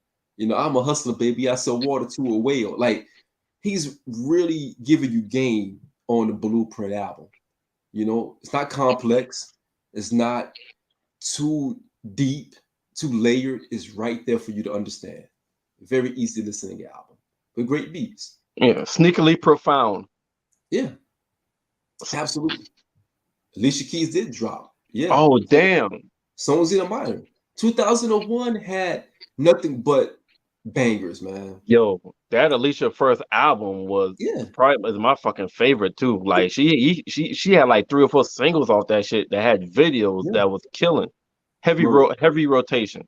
Merv, everybody was dropping some of their best work in 2001. Remember, I told you 112 came out with part 3. The album was damn near. That was 2001? 2001. Yeah. Oh shit. That album was damn near flawless. I even think Puffy dropped We Invented the Remixes in 2001. Okay. Another great album.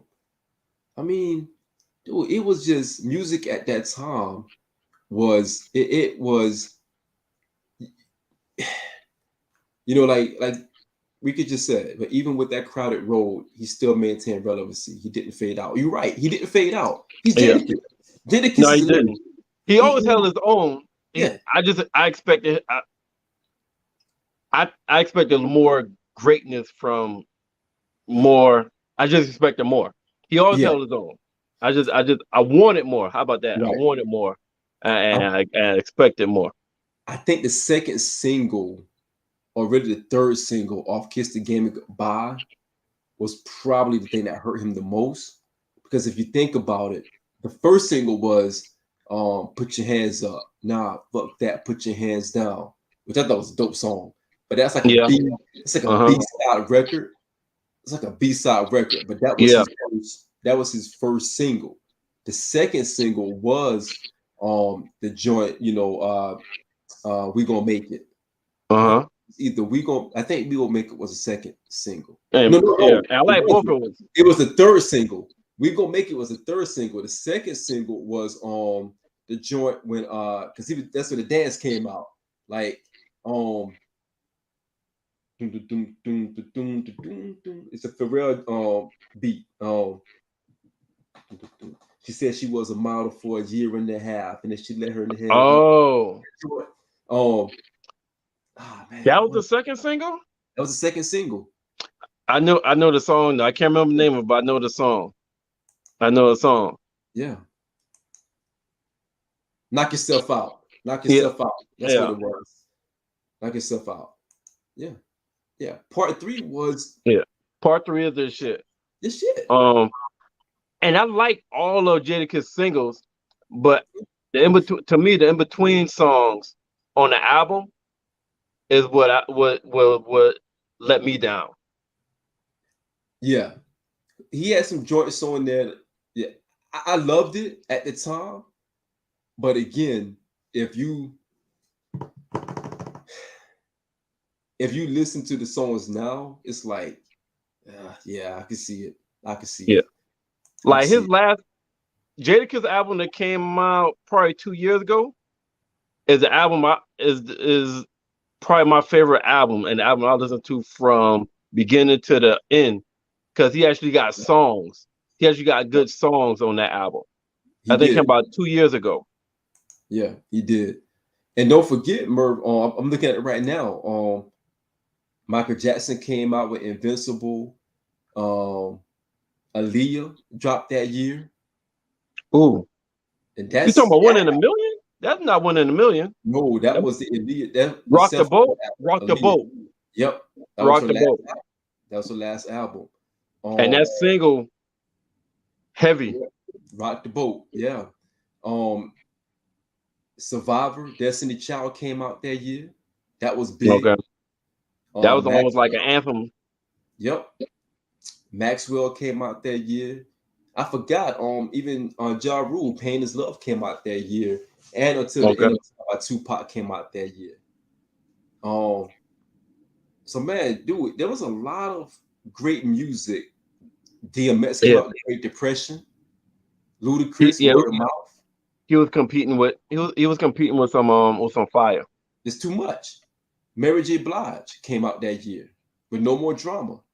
It was just, that's too much to deal with, man. Like that's a lot of established big name artists. Even Janet Jackson came out. J Lo came out that year. I think that was J Lo's first album that came out that year too. So you're going up against a lot of big names, and it's hard to compete, man. But again, we could do this all night, man. We could do this all night. Yeah. Man. It's about 2 minutes to 11. Yeah. Shit, nigga, you needed the you needed the work. Yeah, man. It's been a minute, man. It's been a minute. Shit, I'll be in Sacramento next week, so I had to get this one in, man. Shit. All right. Yeah, I figured that. So I figured you wouldn't mind going a little bit longer tonight. Yeah, man. Especially since we got in your bag. Yeah, for real. We got Rika in the comments. We gotta get Rika on the show, man. We got Rika talking about. Yeah, I've been trying to get her ass on this goddamn show, man. She talking about she do so damn much and shit. We could be doing nothing, man. We could sell pocketbooks, man. You know, Georgetown, man. We could be selling our knockoffs in Georgetown, man. She ain't doing nothing, man. She ain't doing nothing, man. But yeah, man, good show tonight, man. Good show. Good show. Good show. Thank Shit. you all for listening. For real. Go ahead, man. Shit, Take go us ahead, take home. us out, man. Shout out to the team, man. Shout out to the homie Mark for being in the comments tonight. Mark is in a zone right now, man. Mark is like old boy off of Biker Boys, man. He's like tunnel vision right now. Got a lot of great things going on that he's locking in for Monday. I'm excited to see that. So shout out to Mark, man, for just being in the comments tonight. Shout out to Rika for hopping on as well, talking this music thing with us and just vibing with us. Shout out to Tina. Shout out to my Wiz. Shout out to Stacks for hopping on the comments tonight. I saw Trey in the comments. We had some others from YouTube. A lot of YouTube comments tonight. So we appreciate that. Shout out to the team, man. Shout out to the guys podcast. Right now we are in the early phases of really just doing some things that we're working on. You guys start seeing some more promotion and advertisements on that. So we got a lot of different new stuff coming, man. A lot of different new content. I know I said it before, but this time it's going to be like a whole new vibe, man. Tonight is like the jump off, to all of that. So we're looking forward to that coming. So please keep your ears and eyes open. Got a lot of shit on the way. Shout out to Blackjack TV, channel 199, Zingo TV. Shout out to Surge Sports. Yes, we are in the sports as well. So we got that coming. Merv got some shit that he's baking up right now in the oven. So please stay tuned to that. We got a lot of stuff coming up, man. A lot of good stuff, a lot of more content. And we just appreciate anyone who's just taking out time to listen and rock with us and just vibe out with us. We appreciate that. We appreciate the comments. We appreciate the engagement. And yeah, we got a lot of shit coming, man. So, and also My High Radio. Shout out to My High Radio and all those on the front lines behind the scenes. Appreciate the love. Anything for your side, Merv? Nah, man. Good seeing you. It's been a while. That's why we touched so many different topics tonight. Yes, you know what I'm saying? Went from celebrities to ratchet to entertainment to sports to music. Touched a lot of topics tonight.